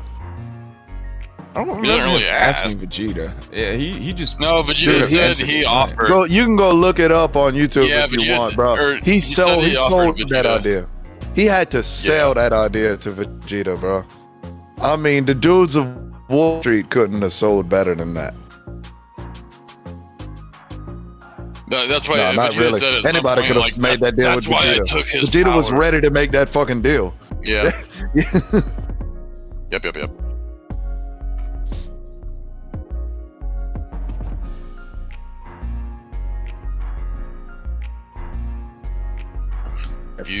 Let's look it up. Let's say no, Vegeta had to accept it. to Vegeta. Let's say we're passing Squall, you whenever you're ready. But let's say we pass the kid. What's your power level? The Boo arc altogether. I guess that's gonna be basically Frieza. No, we're going to Goma now, right? What do you mean? We're going to Daima at this point, right? Because Yeah, after the Boo. yeah. What do you think, What- Gero and Cell get past Boo? You think they get past Deborah even? Me and Squall's agreeing that Deborah stomps them out and Boo gets. Well, what's the revived. whole reason that Daima came in the first place? They came after the Dragon Balls, right? They were They came looking after for something, fucking and they Goku, noticed, didn't they? they noticed that Oh, no, they- Boo was killed. They noticed that Boo Yeah. was killed, and so if they didn't see that image happen, right? Because they didn't even get to see Boo, it's potentially possible Daima doesn't happen. Of course, no. It's completely. It's fucking confirmed. Daima doesn't happen. What we could assume here is that nothing got in the way of Goma finding the eye. So it could be an invasion of sorts from the demon world to the human world. That's a good Like idea. they We could planned. take it. We That could way, take yeah.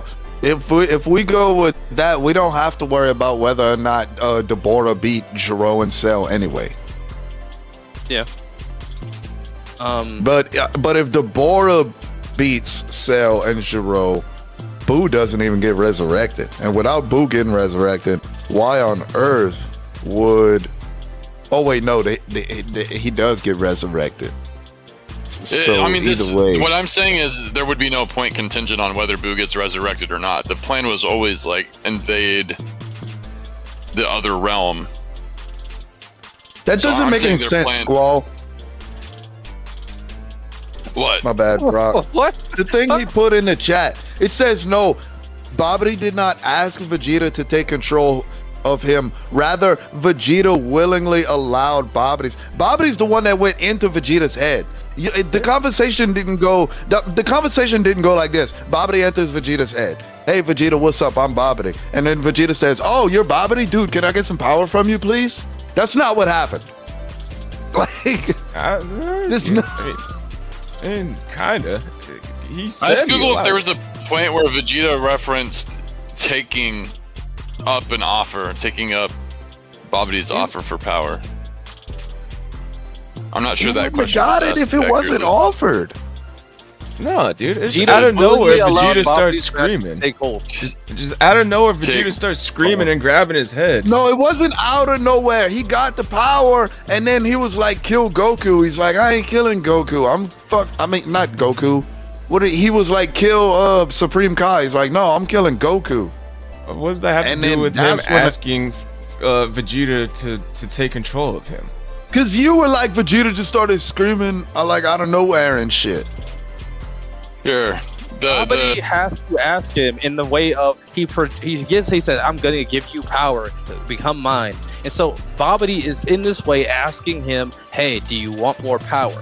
Vegeta willingly Vegeta allows Babidi's magic to take hold of him, which means that he Watch gave the it. He video. says, "I'm gonna take the power. I want the power. I'm gonna take the power. So therefore, I will allow him to do this." But then he's not trying to kill Supreme Kai. He's trying to kill Goku, which means Yep. he's under control still. Right? Yeah, He but it's still not- has it together still. Babidi takes control of Vegeta. I don't remember Babidi asking Vegeta anything like taking control, just out of nowhere. Well, He then go starts watch the screaming. clip. I'm watching you right now. It's a All right, Squall. Hey, Squall. Let me put it this way. All right, Vegeta made it at one point to where Babidi had no control over him, right? Uh-huh. So like, he had the idea that he wasn't going to get taken over with the power boost anyway. So yeah, he can take the power as long as he knew he could get out of it. He was going to take the power and accept it while still maintaining control. Uh-huh. It sounds The only thing that made it a lot like Vegeta. the only thing that made it look like he had like he blew those people up at the tournament, right? Which made it look like, okay, sure, he's evil and allowing, but like Vegeta would have done that regardless. Vegeta accepted it knowing that he could potentially fight with Goku. like have his pride taking out, Well, setting up what's the the point of studio all all this? day. The point is, So what are you arguing? You're I'm arguing that he arguing- didn't, that Bobbity took control, right? No, I'm arguing that I'm saying that he was never able to take control because of Vegeta's pride. So Vegeta allowed it to happen. No. So the point was that I think Seven Ninja said that you make a deal with the devil. That's how Bobbity takes control of people. But I'm saying he forcefully goes into people's minds, and if they have more darkness in their hearts, the easier it is for him to control them. Not when they reach a certain power, though. Not when they reach a certain power. It's just not what. It's not just whether or not they have fucking evil in them or not. Bobbity definitely can do that to quiet a lot of fucking people, but he can't do that to Vegeta. That's why he had to ask Vegeta. That's why he had to offer it to him. There was a whole scene in there. I thought Bobbity was talking to Vegeta, and Vegeta was short with him. I thought there was a telepathic communication. That's why I keep saying watch the video. I am watching. He doesn't ask him anything. Just out of nowhere, he starts screaming because Bobby's entering his mind. Here, I'll show you guys. Are we remembering he starts screaming because Bobbity entering his mind? That tells you right there, Bobbity can just take over a lot of people, but he can't just take over Vegeta. Vegeta had to accept that. Vegeta had to allow him.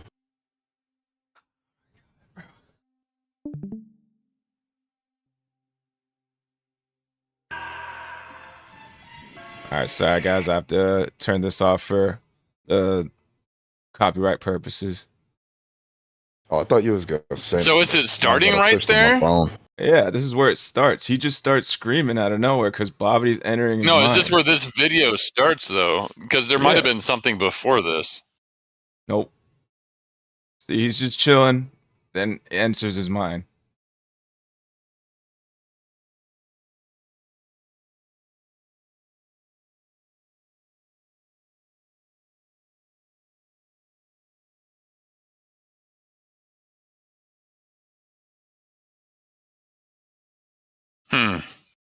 You got this muted?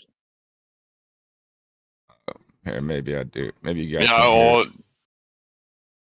Here, I'll start it over so you guys can hear it now. It might be muted. Didn't allow audio on the shared.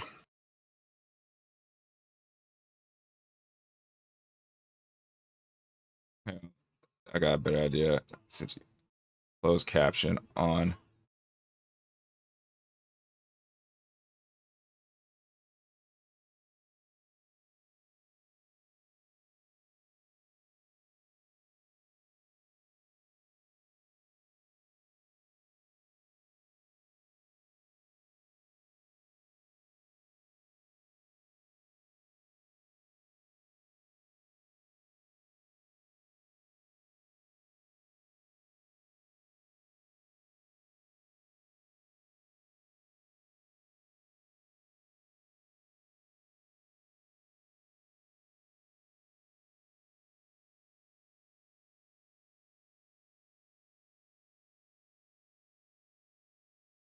So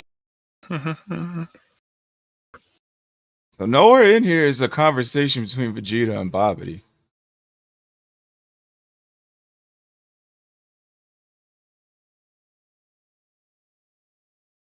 All right, here's another question, Cold Sauce.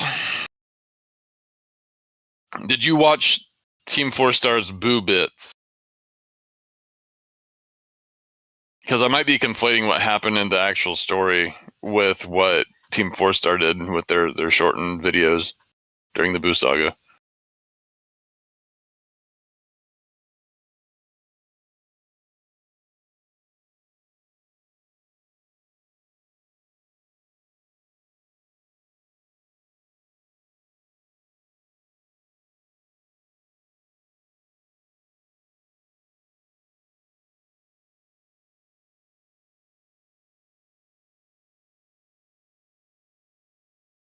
See it? You see it, Squall. But he willingly accepted the power. But he could have fought it. But he could have let it. Hunter But he lag could out? have. Well, yeah, he wanted to. He wanted the power. He admits that later, but there's no conversation here between Babidi and Vegeta. He's throwing him the idea of giving him the power. This is what that whole process is. And so Vegeta willingly allows him to take him over. That's because he's the Right? anomaly. No, he wants the power. This dude literally says, you can fight it.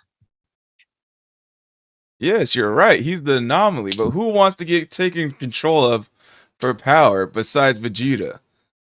I don't think Deborah, Spopovich, or any of them wanted to just get taken over like that.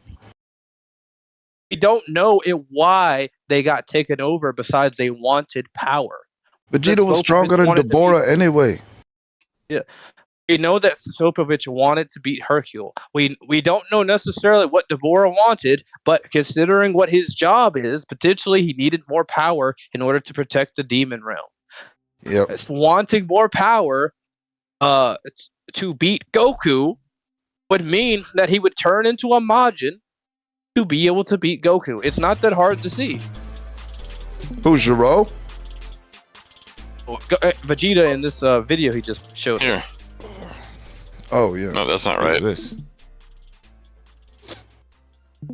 Well, my point is, he doesn't ask them. He just takes control if he wants to. Some people can fight it. Some people don't get controlled. I think Vegeta is just straight up an anomaly. That's why he doesn't get completely controlled. Okay, so let's go back to why it was brought up in the first place. Who is Babidi trying to control in a fight between Gero and Cell versus Deborah? Well, Deborah's already winning. Yeah, he's winning that. If the Cell Juniors pop up and then they overwhelm Deborah, I think he can take control of them. Some of them. I think so too. The only thing that I'm seeing with this is Deborah's Ninja. Cell. Hold on, Ninja. Babidi ain't getting Gero with that because, well, never mind. If what Squall is saying about him just being able to take him over, yeah, he can get Gero. But I don't see that happening though. Gero's not overpowering that. Well, maybe. I mean, if it's mental strength, Gero's got Vegeta by a landslide.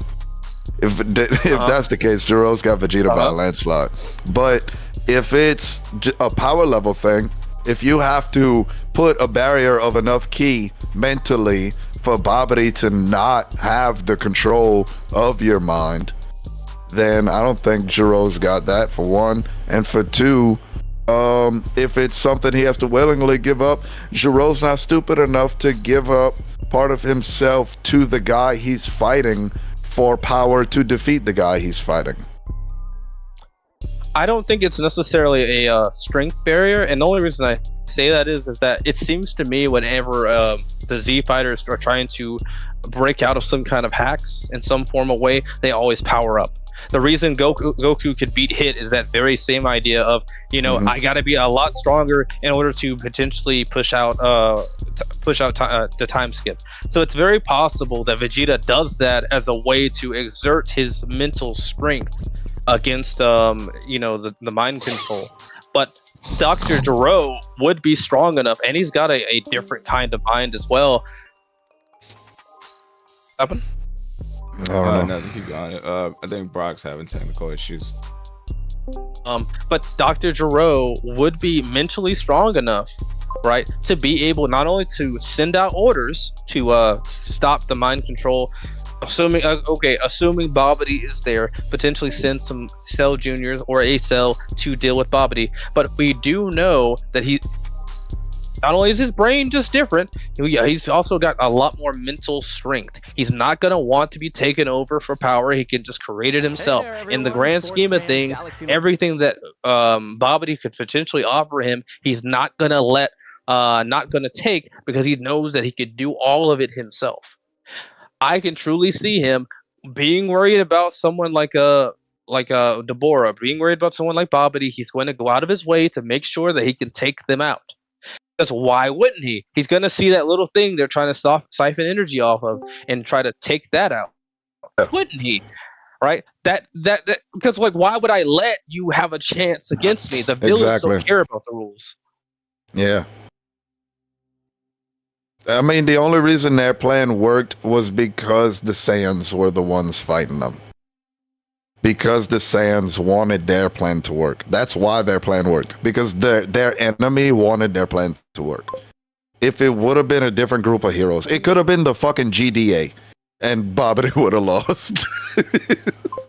It could have been Immortal and Omni-Man, and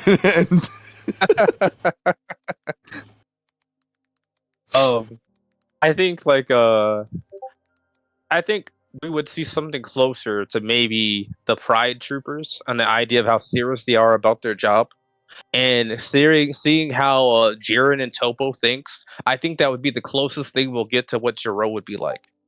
Yes, they're good, but they're very strong mentally and physically. I could totally see them fighting through, if there was some form of way that he could get into them, fighting through that kind of thing and dealing with Babidi. That's and again, let me repeat this. I'm using them as an analogy for the type of way they would be against is Brock back officially? Did y'all hear it? we don't know. Maybe. Say words, bro. Nope. I'm using them again as a way to understand like how they would technically be in this potential fight. They're going to be focused, locked in, paying attention to the details, and they're going to see Bobby's little trinket thing. They're going to see Deborah, and they're going to be like, we got to deal with this. They're not going to take those hits head on. The only reason Cell takes a destructive disc head on is because of his pride. But if they're thinking tactically, and we know they're going to be, especially because Goku's dead, he's got no reason to be this focused. They're going to be paying attention to any attack, dodging what they need to, and again, I just don't see Cell getting caught by that stone beam. It's a possibility, but I don't see that happening. I see Babidi getting killed. They're probably going to be sending you remember those dragonflies or those flies they sent out to get DNA? You think Jiro's not going to have that flying around at all times anyway? To figure out what's going on his planet? You think he wouldn't have? And Babidi's more than likely on the would planet. make all the Illuminati's dreams come true. On that French fry internet. I definitely think like he's got French fry internet. Me personally. I don't think Jiro would have let a square foot of Earth go unsurveilled. Like, you know, I think everything would have been under surveillance. I'll give you guys that. Jiro definitely has intelligence. I just don't know if he has the power to between Cell and Deborah to win that one. I don't think so either. I don't think Babidi comes to Earth. Now that I think about it, I don't. Babidi never in that came to scenario, Earth. he wouldn't go. I don't think he would ever come because, like, why would you? In this scenario, you already know there's somebody that's taking it over and he's surveilling and all that. I think he's a spacefaring person. Like, why would he come to Earth when he could go somewhere else? He'd have to go to one of those freezer planets. Well, why did he come to Earth in the first place? Because the Saiyans were the strongest motherfuckers in the universe. I don't think he knew about the Saiyans though, because like when he knew the power was there. Yeah, he knew there was power. He didn't know it was the Saiyans specifically, but he knew on Earth there was some powerful motherfuckers. It was like when something Spopovich... like a surveillance state. What's up? Something like a surveillance state versus a free world. In a free world, you can easily get into something and actively do some kind of plan. But in a surveillance state where everything's being watched, the chances of Babidi getting anywhere in that scenario is very low. Well, because like but what I'm saying is, why would Babidi even want to use Earth to revive thing? Like, unless Cell's out here flexing power, why would Babidi know that there's this level of power? Because like I feel like he didn't know that like there was this much power, because like when Spopovich came back and they filled up damn near the whole thing, like Bobbity was like, "What the fuck? How the hell they bring back so much energy so fast?" I mean, if they did know there was some sort of power, if they did know there was some sort of power, you know, So if the original plan was like they didn't even know the Z Warriors were there, they were gonna revive him off of Spopovich, slowly getting enough power to revive Majin Buu, then I think they could have done it under surveillance. It's not like they had to make a show of the fact that they were absorbing energy. They were doing it during the tournament.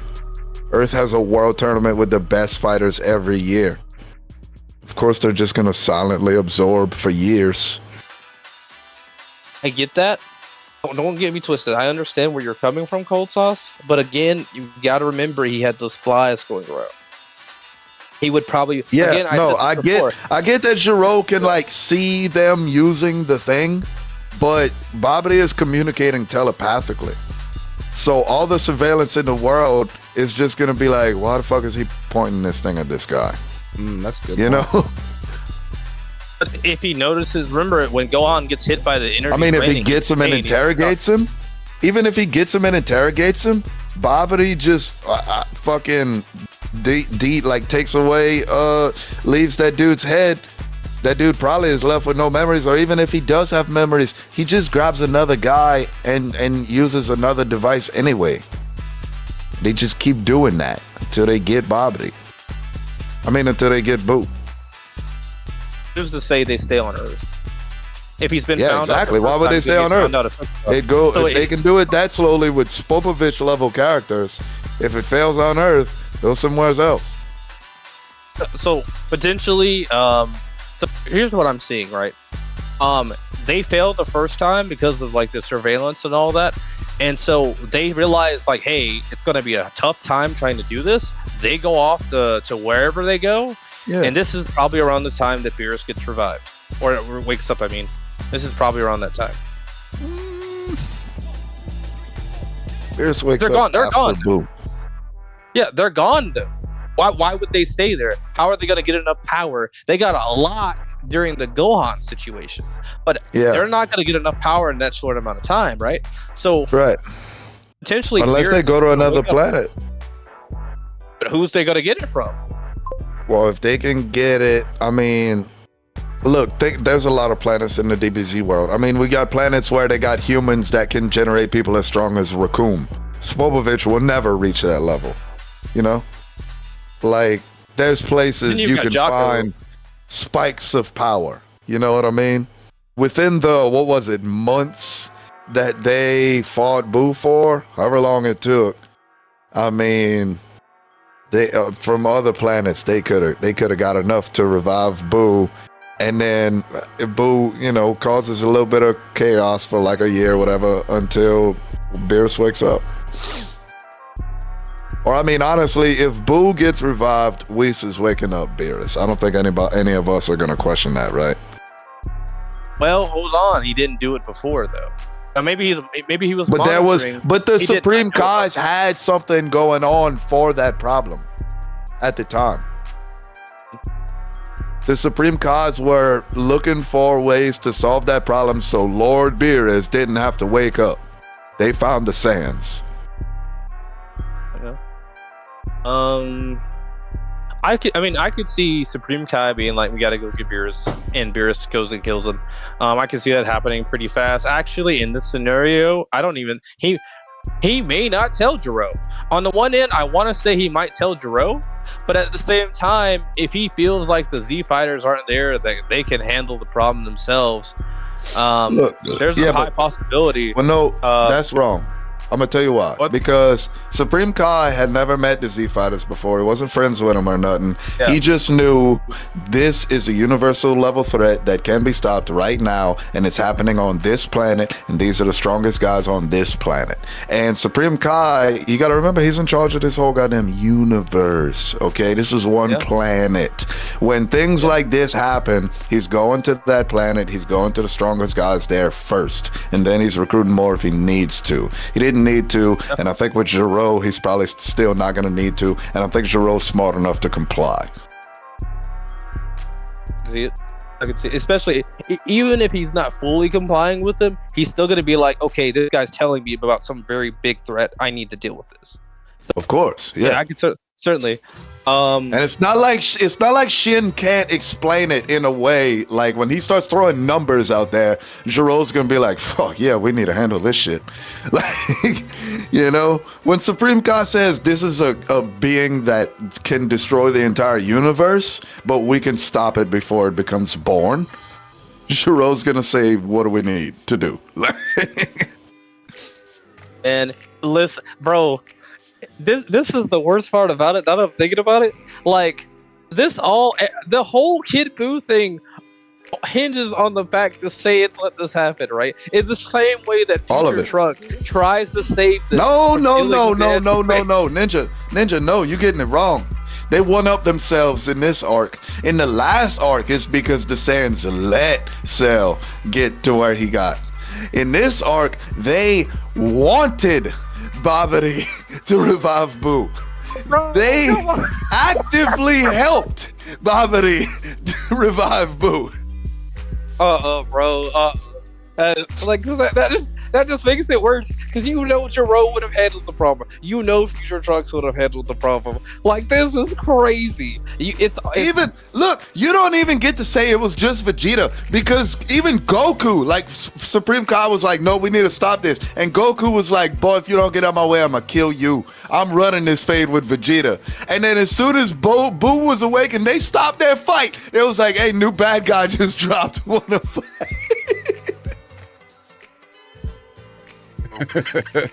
Like a new hot single. Yeah. I'm telling you, look, think about subbed Goku. Don't think about English Goku. Think about subbed Goku. Don't you think there's a high possibility Goku, like, seen Vegeta let Babidi take him over. He knows Babidi needs energy to revive Buu. And now, he's got an excuse to fight Vegeta that could revive Buu, knowing Buu is going to be a tough fight. Don't you think Goku was like, "Yeah, let's do this, Vegeta. I'm with you on this"? Don't you think Goku and Vegeta might have both been like, "Hey, let's just revive this motherfucker"? As much as they best buddies. Like, this is crazy. So ultimately, New headcanon. ultimately, it sounds like in this scenario where Dr. Giro wins, he pretty much comes into a big hurdle and probably loses around the Majin Buu saga, but still wins overall. Like, That's what you want to believe. That's what you want to believe. That's what I'm going with. Oh wow. oh, he's back. Yeah, he's back. Oh, he muted himself. Yeah, he did. That was a whole thing, man. Yeah, what French you have fry? to do is just restart your laptop. Oh yeah, and then it updated and it came back off, and then Discord tried to update itself like 5 times, and then I had to wait like longer every time it failed to update, and it was stupid. Anyways, Dude, Brock, you were gone for so long that we all agreed that the Red Ribbon Army stomps out the Buu, the Majin threat. that's fine. Really? It doesn't. Yeah, that's what happened. It doesn't even it doesn't get far enough for Spokovich. it doesn't. It's a chance. Good. Yeah, it doesn't get far enough. They're gonna listen to Shin. They're gonna, you know what I mean? Like, They would have listened to Future Trunks. Still wouldn't even happen. But they didn't. They've so been able to therefore, fight Shin. but they even been able to fight Shin. Like when How Giro would they fight takes Shin at his word that Shin is like an actual god. See Shin showing some form of power to give them an idea, but like he Jiro's tells them gonna enough be like- history. Jiro's going to be paying attention to that detail of like there's a greater threat I need to worry about. Because again, we're talking about a Jiro that he's already beaten Goku. His main problem's out of the way. He's going to be thinking a lot more clear, and he sees the guy and he's like, "Hey, listen, my God, I can prove if I need to. I don't want to have to do that. We need to deal with this problem right here." And All of Dragon Ball hinges on the idea that the Saiyans let these enemies grow stronger so that they can fight them. And Wait, why are the Trunks was Saiyans trying back? to take out Cell. No, I'm telling like why does Dragon Ball? Why did the Cell arc happen? Why did the Kid Buu arc happen? Okay. This all hinges on that very idea. So a character that's willing to listen to the guy that's saying, "Hey, we can take this problem out early," they're going to listen to them because they're like, "Hey, I don't want to have to deal with this crap. Let me kill them now." Right. So Shin Well, warns. Toss, I'm not sure if I took myself out of this before. I'm sorry, I'm going back to the whole Babidi Vegeta thing. Are you sure you and I both aren't conflating what happened with the Team 4-Star Boo bits into actually incorporating that with what we thought happened? I promise. I've only ever seen the Boo Bits once in my whole life. I don't even remember anything between Babidi and Vegeta from the Boo Bits. I remember Vegeta and Babidi having a conversation in Z. It might have happened way before. And even if that didn't happen, what you said in the chat earlier about Vegeta telling Goku, I allowed Babidi in my head. Right. Like, yeah, I definitely agree. Would suggest there's something of happening there. Like, yeah, like, well, no, or I mean, I guess into my head could mean two different things there. Well, but the thing is, like, we was stuck on how Babidi taking people over works, but at the end of it, it doesn't matter because Babidi wouldn't have got to them before Shin in the first place. Right. And we kind of all agree that Gero would have been smart enough to listen to Shin.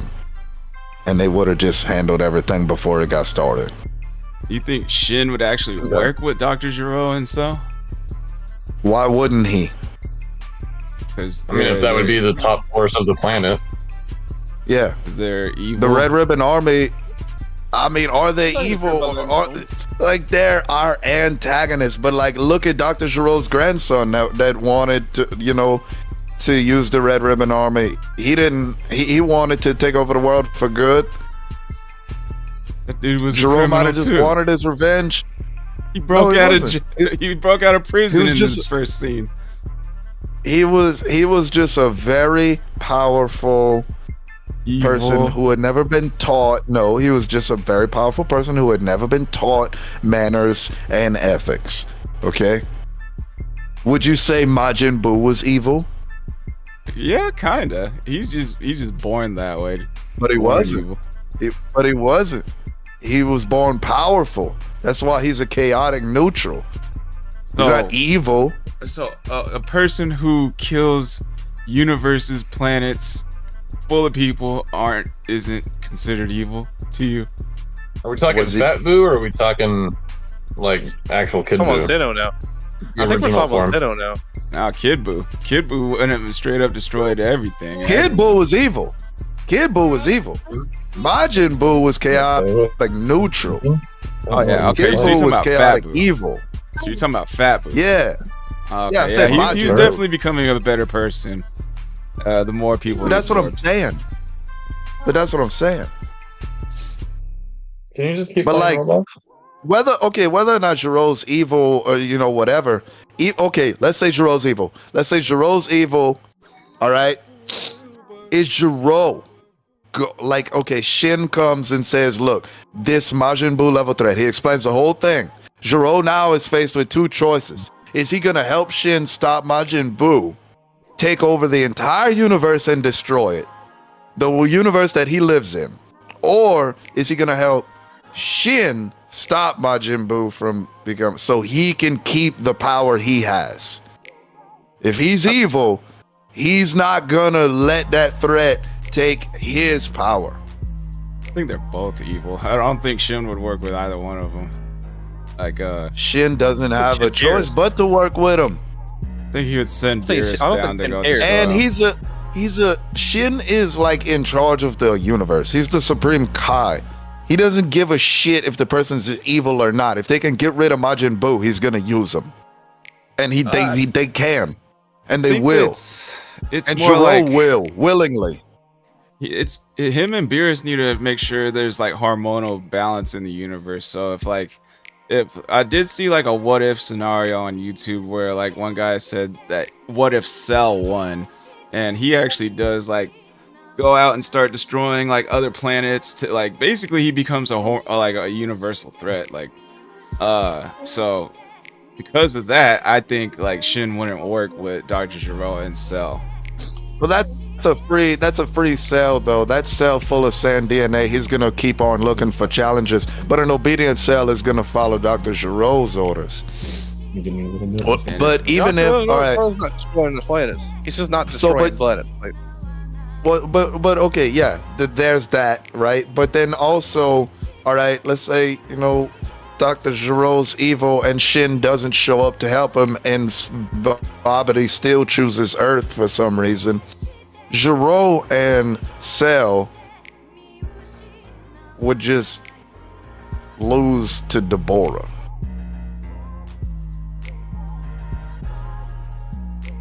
Hey, Mom.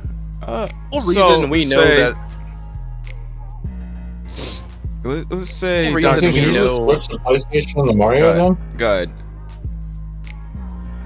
The whole reason we know that Shin came there is because he knew Babidi's magic was there, right? So, in this line of thinking, right, he's gonna have to go talk to Gero. He's not gonna leave it the chance because his desire is to stop an even greater threat. Yeah, that's like his duty. You got to think of Shin kind of like Cecil Stedman of the universe. Okay, well, he's going to be dealing with him. So Dr. Gero takes over the world after the Cell Saga, right? World domination, surveillance all over the place. Y'all think Red Ribbon Army becomes world government? You think he's just gonna stop there? Or you think he'd try to take over other planets like Frieza or some shit?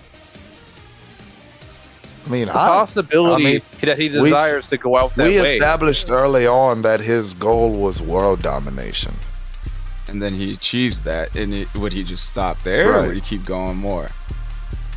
And personally, if I get to decide, I say he does stop there, because especially by the time Babidi shows up in the show and all, I think Dr. Gero as a scientist is gonna want to fix a lot of things on Earth. That's gonna take a while, So I think he's certainly still on Earth and not worried about other planets as of right now.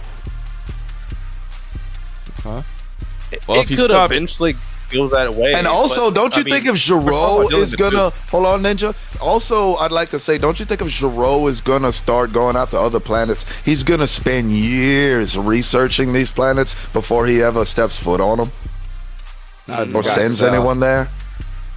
Yeah, I mean, he's got you're right. He's got androids that he could send. And he's got Cell on him. What are you saying, Ninja? I was thinking, again, we're talking about in a scenario where he's just a greater threat. I don't see him not working with them because, again, he's only there because Babidi is there. He wouldn't have came there if Babidi went to New Namek. He would have went there, but he's going there because Babidi went there. So in this scenario, he figures out who the strongest people there are and says, "Hey, we need to stop this. You don't want to deal with this. This is the rundown. I don't want to deal with this. Let's take it out." He could probably show him some history, whatever. Dr. Gero is going to pay attention to that. He's gonna pay attention to that. There's no reason not to. Okay, sure, he wouldn't want to work with Frieza. Let's go with Frieza. He wouldn't want to work with Frieza, but if Frieza was the only answer he had to dealing with Majin Buu, you think he wouldn't work with Frieza to deal with Majin Buu? Yeah. I mean, when it comes to mortals, those kind of things, people are like, "What, Frieza?" But when it came to Whis and Beerus's reaction, they didn't flinch. So obviously, the gods don't give a shit about things like that. When it comes to what's important, they need the people that can get shit done. Well, if he's only at world domination, then yeah, I could see Shin working with Dr. Gero, because he's not a universal imbalance. But if he's at the point where he's conquering other planets like Frieza, or attempting to, then I could see Shin not going that way. Yeah. Okay. Let me put let me put this light on it. Even if Shin knows for a fact that Giro wants to eventually take over the whole universe, as of right now, that is fucking a century away at least. So wouldn't Shin still want to use Giro, knowing that Giro definitely can handle this? If he's got the plan, if it's 100 years away, I mean, you got to think about the universe, you know? Even if Giro just starts pumping out androids at level 17 and 18 and makes a fucking army of 1,000 of them, the whole universe, I don't know, dude. I don't think Shin's the type to use someone and dispose of him later. Beerus is more the type to do something like that. I think Shin certainly is. He's a Kai. It's things like morals and shit. They have a job. Yeah, but Shin's more of a passionate, like he cares more. Beerus is the type to like order Frieza to destroy planet Vegeta and then kill him off himself later. So you think Shin is gonna ignore his duty as the Supreme Kai to protect the universe because Giro is evil? No. Or possibly Just send somewhat Beerus evil? at it later. He could just send Beerus at it later. Yeah, I just don't think he's gonna, like, if he knows Dr. Giro's plan is universal domination, I don't think he's gonna work with him. But So then yeah, how does he stop Majin Buu? Because if he doesn't work, if Shin is smart enough to know, if Giro doesn't work with Buu, Deborah fucks him up and Majin Buu, I mean, whatever, you know what I'm saying. Deborah wins if Giro doesn't work with Shin, and Shin is smart enough to know that. So what does Shin do about this threat if Giro doesn't work with him? I mean, if he chooses not to work with Giro, just wait for Beerus? work with Beerus. Okay, well, Beerus woke up like months later. Don't you think Majin Buu could have destroyed the universe by then? Yeah, probably. Yeah, me too. Yeah, but I mean, we'll think about it some other time. It is that time right now. I don't want to keep everyone up too long. So we'll do some outros. Links, announcements. Outro question would be favorite music artist. Yeah, and then favorite part of the podcast. So Squall Rush, gamer, podcaster, anime enjoyer. Hit my link tree if you want to follow my other platforms. Hit that Buy Me a Coffee account. Favorite part of the podcast was proving Secret Cold Sauce wrong about the conversation in Vegeta's head. Anyways. Until you got proved wrong right after? I don't know what you're trying to say. Like Brockstrap had to sacrifice his internet to come with the evidence to prove you wrong just now. And you're gonna try to claim that victory? Yeah. I mean, I agree. Babidi allowed him to control him, but it wasn't a conversation in his head. Are you real? Allowed Babidi. Yeah. Babidi did not take control of Vegeta. It wasn't an That's two different things. If you borrowed my car, you did not take my car. I allowed you to use my car. Anyways, no real new announcements. I'm probably gonna Brawlhalla Monday is tomorrow. So if you're interested in that, was one of yours. hit up that stream. Do not come. And then favorite music artist, I'm gonna have to go with Odiza. That's pretty much it for me. Alright, go ahead. Brockstrap. And then 7 Ninja, then Hunter. Rockstrap 55 on Rumble primarily. YouTube, Facebook sometimes, and Twitch as well, but I'm usually only on Rumble. So if you see me over there, trust me, you're not getting anywhere close to what I actually do on streaming. Come check me out on Rumble. And I have so far still Pokemon Nuzlocke or Soul Link challenge going on with Squall Rush on both our channels now because I can stream on Thursdays. And yeah, looking for another great month of hopefully a creator program if they keep me on. And we successfully got this one under wraps. So come on by if you like my stuff. Go ahead, Ninja, right? Oh, Yep. What were we saying? Musical artist? Yeah, favorite music artist. Oh, dude, honestly, I mean, it depends on what I'm feeling. Like, You're just if I'm chill. feeling like a rap day, I want to go. If I'm just chilling, it's interesting. Tech 9 can be one to chill to, and he can be one to kind of get amped up and like work out too. I think he just kind of hits all the different moods.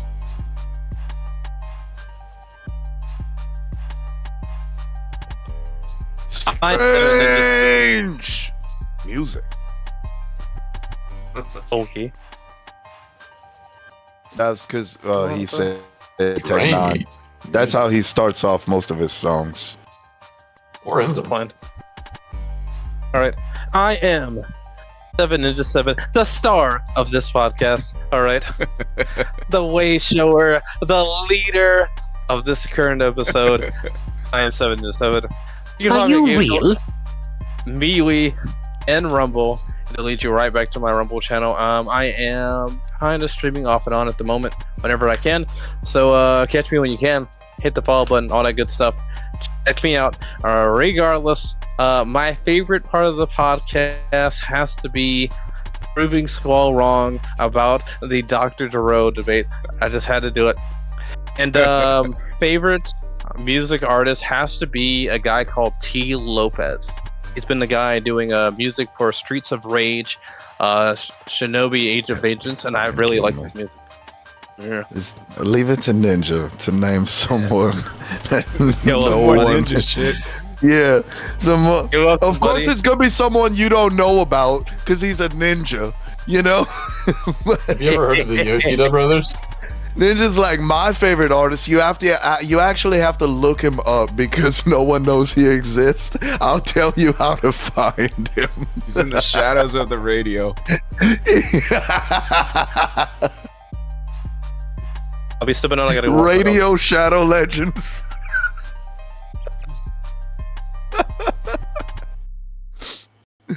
Oh shit. All right, I'm Secret Code Sauce. You can find me on the Great Nimbus Debates. You can find me on Twitch and possibly soon Rumble at Secret Code Sauce. My favorite band, dude, since middle school, has always been Disturbed. I've not found a song by them that I dislike. I either like it or I love it. And I've always been that way, and I have the Believe album tattooed on my shoulder. So it's Disturbed. And the only band that's like that for me that I've never found a song I dislike by them, other than them, is Shine Down. Maybe Pop Evil as well. Okay. Well, that's everybody. Make sure you hit them with some follows. And next weekend, next Sunday is Nerding Out, where we will go over what anime, 7 Ninja? Apothecary Diaries? I'm sorry. Yeah, Apothecary Diaries. Apothecary Diaries. Alrighty. So be on the lookout for that next Sunday. We're gonna go over our anime review of that and some Dan to Dan episodes. And then this Wednesday, if I'm not painting my new, like my rooms and stuff, we may do like an episode review on Wednesday of Dan to Dan as well. So be on the lookout of that. And thank you guys for all viewing. Thank the panel for being here, and we will see you all in the next one, guys. Peace.